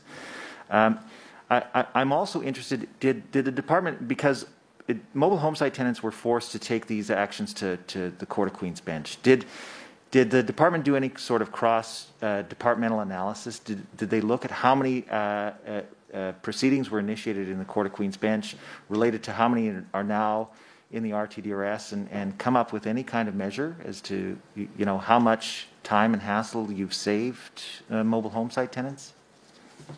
So we've had 36 mobile home site tenants applications to date this fiscal year as of September 30th. So you asked that number. So there's 36 that have come in.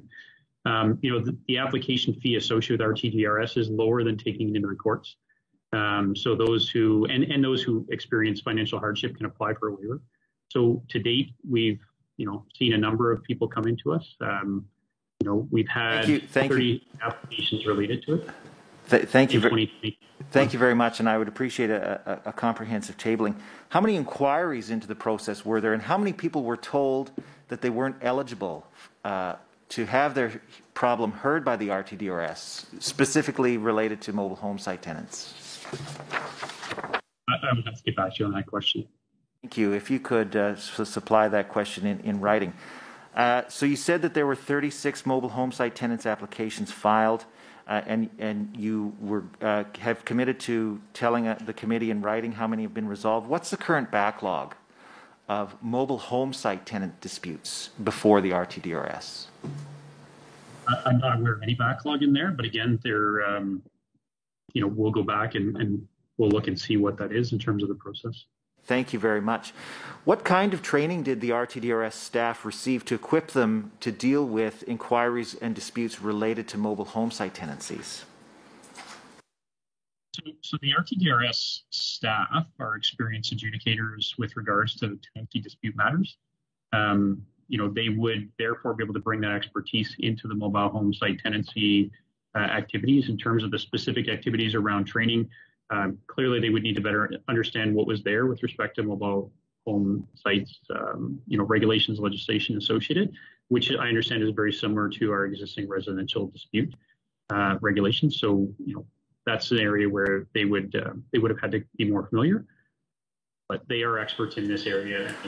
Well, if the Deputy Minister could get back to the committee in writing with a curriculum or some kind of guidance or training, because I'm hearing from my constituents that the RTDRS staff that they deal with don't have the adequate training to deal with these mobile home site tenancies, and in fact are told that they haven't been given the adequate training.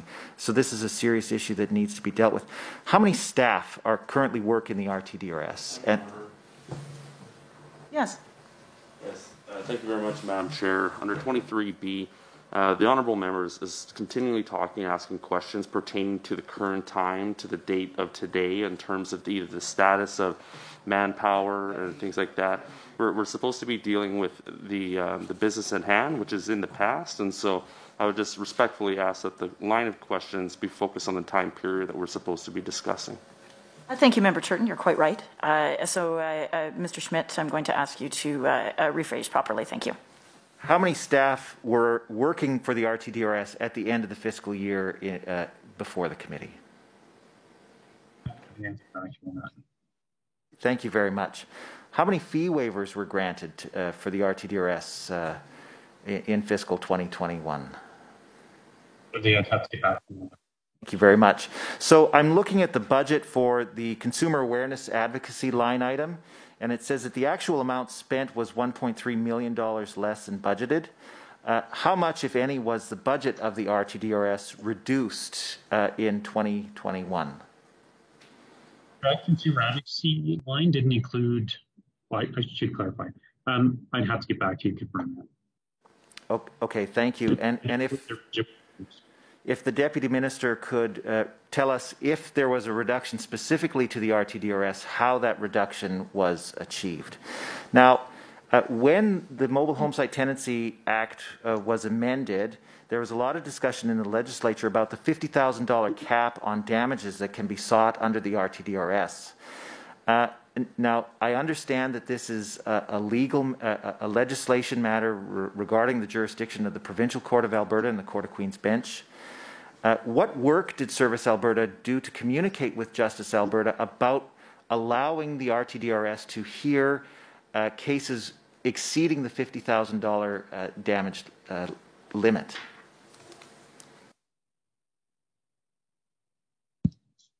Just to confirm, can you restate that question, please? Thank you very much. So the RTDRS can only hear matters up to and including $50,000, and that's because it's a branch of the provincial court. Now, there's it would be the Justice Ministry's decision to allow the RTDRS to hear matters exceeding that $50,000 cap. This was an issue of discussion in the legislature. What work did Service Alberta do with Justice to exceed? Sure. Yes. Thank you, Madam Chair. The point of order is under Standing Order 23B. The member speaks to matters other than the question under discussion. Madam Chair, the committee has convened for the purpose of considering the Minister's accounts, particularly the outstanding recommendations from the Office of Auditor General and the Ministry Annual Report 2020-2021. The matter that has been raised by the member is not within the boundaries of the said topic. Thank you, Madam Chair. Honourable members across the way, is there any intervention here to make? You know what? It's clear that the government members are just trying to waste my time. Okay. I will try to reframe my questions so that it meets whatever ridiculous criteria they've set up. Good. All right. Thank you. Service Alberta delivers the RTDRS. Okay, wait. Mr. Schmidt. I am going to provide some guidance just to the member that, if here's what I'm going to say about this, that it is quite clear that the questions are being asked within the fiscal year under discussion, and the Deputy has committed to a number of undertakings as written follow-up for that time period under discussion. Right now, the member is querying a direction that was given during the time period under discussion. So as long as we understand those parameters, I think we can proceed. Member Schmidt. Thank you. If the Deputy Minister could commit to getting back to the committee in writing to outline the work that was done between Service Alberta and the Justice Department to deal with this $50,000 limit on the RTDRS. Just in terms of the 50,000 limit is the authority within the provincial courts. There was a decision made not to provide RTDRS higher than 50,000 and to leave that within the courts. And maybe just to close on a couple other points, there's 20 staff in RTDRS, 13 are hearing officers, 13 are hearing officers, 15 leads. And we have, added additional training and staff to deal with the mobile home tenancy dispute matter that was there. In fact, they've received extensive training on legislation and natures of the matter. That is ongoing, and as they adjudicate more matters, they will obviously adjust some of the learnings associated with that. They dialogue with each other about those, leveraging the learnings inside of that. And so we've, hopefully that answers a couple of the members' questions. Thank you very much. I'm hoping that the Deputy Minister can commit to responding to the committee in writing with a status update on the Mobile Home Site Tenancy Act review, telling us whether or not what we heard document is going to be published and when the results of the review will be made public. That matter would be outside of the 2020-21 year. It's clearly stated in the fiscal report, and I would just like a status update as of the end of the fiscal year then, if that's all that you can provide. Okay, thank you. We are in our final fourth rotation then to the Government Caucus, please. Hello, good morning. It's nice to meet you. I've had many positive comments from constituents that are glad they were able to access the required government services from the convenience of their home and their iPad. And I want to thank you for the work you and your department have done to deliver these online services. So thank you again. I'm going to be talking about red tape reduction. In your department's annual report on pages 16 and 17, there is considerable discussion of red tape reduction. The target is 1/3 by 2023. I was wondering if you could give us a bit of a progress report on this topic. Sure, thanks very much for the question. So maybe to give you some examples of the work that we have been doing with respect to red tape reduction and perhaps administrative support to Albertans more broadly. So the My Alberta e-Services, as you mentioned, including the digital ID and emergency isolation support system. Extending the government's dispute resolution services, as we just talked about, to mobile home tenancies. That provides a much more cost-effective means of dispute resolution, as I noted. Bringing in service modernizations for family, so online birth registries, and then also for businesses, the multi-jurisdictional registry access service that I noted in my opening remarks that allows Alberta companies to operate more freely. In particular, what we have been doing, though, is we did review policies and forms, including the Consumer Protection Act, and that resulted in hundreds of requirements removed and forms streamlined. The Alberta Motor Vehicle Industry Council, which is responsible, or Service Alberta is responsible for, they also reduced the red tape in their licensing and registration processes, as an example of an agency of by 44%. The elimination of license plate validations saved Albertans $1.3 million in costs. Online vehicle renewal changes and implementation from the registry and portals to the My Alberta e-Services platform. That brought that technology into a modern platform and allowed for a one-stop user experience at registry to obtain registry services online.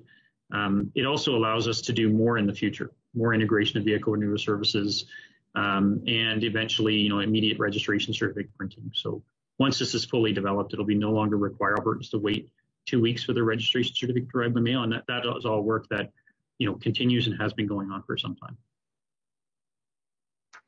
Thank you. By cutting too much red tape, could you tell me, do we risk compromising government's oversight or accountability to protect Alberta consumers and Alberta businesses?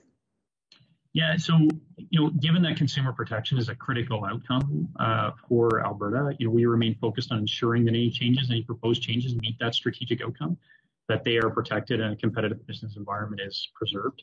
Our work is really focused on driving innovation, particularly the use of technology to modernize services. foster efficiency and reduce unnecessary duplication. That would include reducing, policies and procedures that just are not, not efficient and not required, but still not reducing the amount of protections that we offer to consumers. And all that oversight is provided throughout the organization, and stakeholders are engaged prior to making changes. That helps to reduce the risk of unforeseen consequences. Thank you. Can you please speak to the newly implemented pending registration queue mentioned on page 29, and what was the intent? What is the intent? Yeah, so that queue was brought in to guarantee that a party that was registering an interest in a property, so they put in a registry, maintains their position of priority in the work of the Land Titles Office. It also had the effect of increased transparency of pending registration, so we would know how many are in the queue and who's doing that. While it doesn't guarantee registration, because there may be flaws in the registration package or whatnot, which people are given an opportunity to correct, the PRQ guarantees priority position. And by relying on this priority in the legislation, it gives parties the option of closing real estate transactions as soon as the Land Titles Office has received the registration documents. So they don't have to wait until the registration process is complete. Now, all parties to a real estate transaction in Alberta, buyers, sellers, lenders, can rest assured that their priority will be maintained in the order that Land Titles confirm receipt of their documents, and no other documents be allowed to jump ahead in priority. Given that this is a fairly technical issue, what are you doing to engage stakeholders and educating them on how to use the PRQ? Yeah, so when we developed the PRQ, we met extensively with key stakeholders to discuss that with them. And then as we've implemented the PRQ, to share information, to communicate the benefits of relying on the PRQ to close real estate transactions. Some of these stakeholders included the Alberta Real Estate Association, several law firms, as well as the Canadian Bar Association and the Real Estate Practice Advisory Committee of the Law Society of Alberta. And we've had, municipalities, developers, lenders, and legal advisors, they're working on now trying to figure out how the process can best be integrated to complete land transfer sooner, and we continue to support them through that. Thank you. On page 20 of your annual report references amendments to enable virtual meetings. Can you speak as to why these are necessary changes?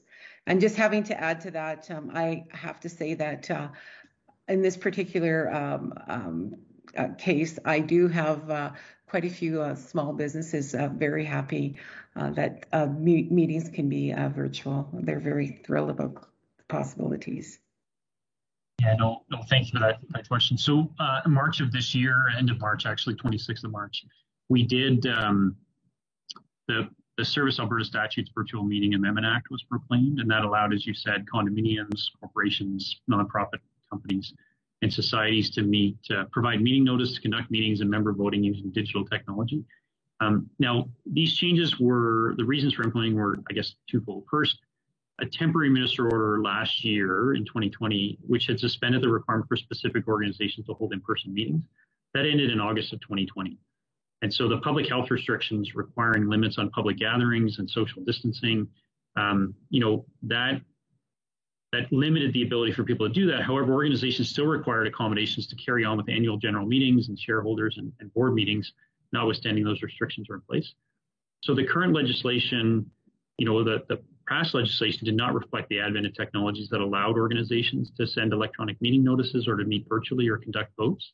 And so these changes allowed for both those for-profit and nonprofit entities to have the flexibility to use the technology to conduct board and shareholder and member business meetings while respecting the health requirements that were out there.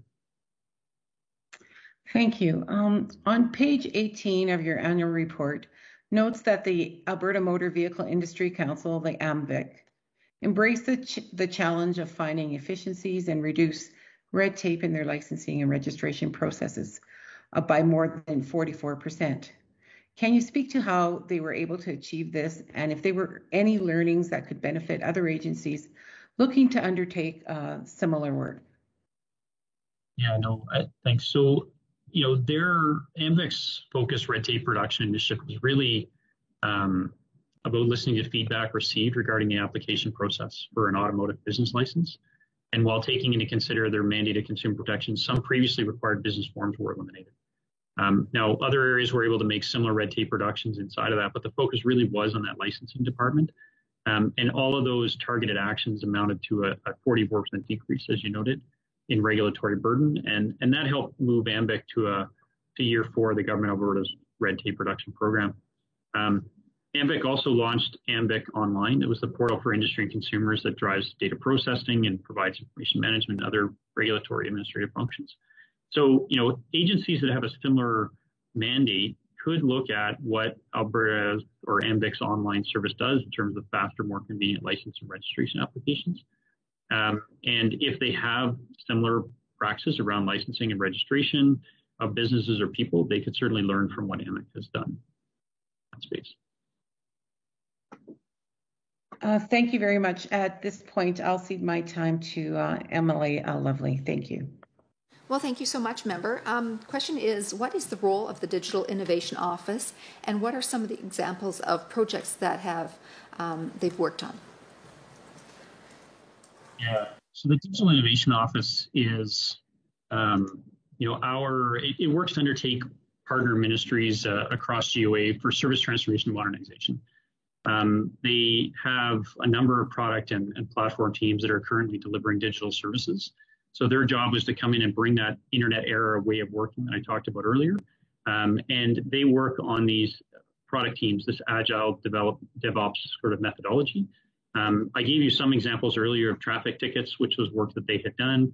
And I gave you another example with respect to the ACO. But maybe one final example is filing of digital services. Makes it more simple and efficient for Albertans to file routine documents. Right now, QB receives about 140,000 filing submissions for process. They're moving to a digital. Honourable member? Yes. Thank you, Deputy. I wanted to just read in some questions and ask that you table responses to these questions. The first is with respect to performance measure 2A, which is on page 25 and 26 of the annual report. The performance measure refers to the percentage of FOIP requests that were completed within 60 days, but the results that are listed there are the percentage of requests that were, quote, handled within 60 days. If you can clarify the difference between what a completed and what a handled request is deemed to be, as well as how many of those applications that were received within the fiscal year actually resulted in information being disclosed to applicants, as well as how many of those requests were abandoned at the stage of receiving a fee estimate. That would be greatly appreciated. And I also would like some clarification as to how the ministry met its target for FOIP requests within 60 days, given that during the pandemic of this year, the time limit was actually extended to 90 days under the Act as a result of public health emergency orders. So how did that impact the number of applications that were successfully, according to this, handled? With respect to the in-person engagements that are listed under Performance Indicator 1B on page 23 of the annual report, it lists that in this last fiscal year, 210,000 in-person engagements occurred as compared to 8,000 the year before. If you can clarify, how did so many in-person engagements occur during a pandemic? That's a 2,500% increase in in-person engagements in the middle of a pandemic, and therefore, how does the ministry define in-person engagements? And lastly, in the questions I was asking you earlier, you indicated that the ministry was doing a review or an analysis of its performance with respect to the emergency isolation benefit rollout. If you could table that analysis that was done by the ministry as to the problems and lessons learned, that'd be appreciated. I'll turn it over to Member Renaud. Also get the nonprofit legislation consolidation project. If we could have you table the terms of reference and talk about some of the work, the processes that this group is undertaking. Also, at the end of this fiscal period that this annual report covers, if we could get actually a number, an individual Albertans who are receiving monthly AISH benefits through the e-transfer monthly payments, that would be great. I'll turn it over to Marlon. Any other questions? Okay, I had one other question around open data.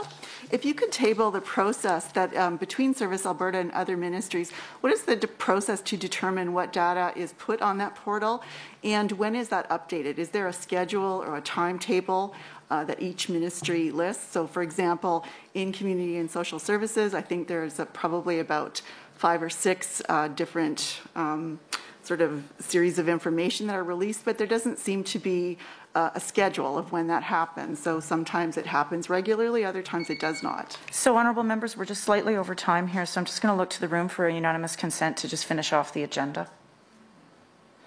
So I'll ask, is there anyone who objects to going another 3 to 5 minutes to finish off the read-in question portion on the government caucus side and the just the other business piece? Seeing none, go ahead. Thank you, Chair. Thank you, Mr. James, for your time today. Just 3 questions related to the Auditor General's report and outstanding recommendations for Service Alberta. May 2017, the Auditor General recommended that Service Alberta complete its plans to implement a comprehensive inventory system for information technology applications across government, with the supporting processes to maintain that inventory. What has been done? What progress has been accomplished to address this recommendation? October 2014, the Auditor General recommended that Service Alberta improve the recovery of critical information technology applications for the Government of Alberta. Has this audit recommendation been addressed? And finally, in October 2012, the Auditor General recommended that the government assess the risk to public information assets throughout the government, determine if the government has adequate IT security policies, standards, and controls to mitigate risks, and to determine who is responsible and accountable to ensure that public information assets are adequately protected. Again, what progress has been made to address this recommendation? So I look forward to your written responses. Thank you. I do have some more to add as well, please. Thank you, Chair. Page 19 of the annual report mentions collaboration between your department and the Real Estate Council of Alberta. Real estate affects all Albertans, so I would like to discuss this collaboration. Can you provide some insight into the nature of the collaboration between your department and the Real Estate Council of Alberta, particularly regarding the legislative changes introduced in 2020? And I would like a bit of progress report on this, whether it has occurred as the ministry has anticipated. Thank you, Madam Chair. Any more? No? Okay, we're very good. All right, friends, so we are concluded our business for today. Just so that you know, the committee has received a supplementary written response to questions asked of the Minister of Environment and Parks on June 22nd, as per the usual practices. Those responses are posted to the committee's public website. Just looking to the floor now to see if there are any other items for discussion under other business. Seeing none, the date of our next meeting is Tuesday, November 2nd with the Ministry of Education. And please do remove all of your items, your bottles and cups and so on for the safety and convenience of the LAO staff. I'll now call for a motion to adjourn. Moved by Mr. Roswell. All in favour? Any opposed? That motion is carried. Have a great day, folks.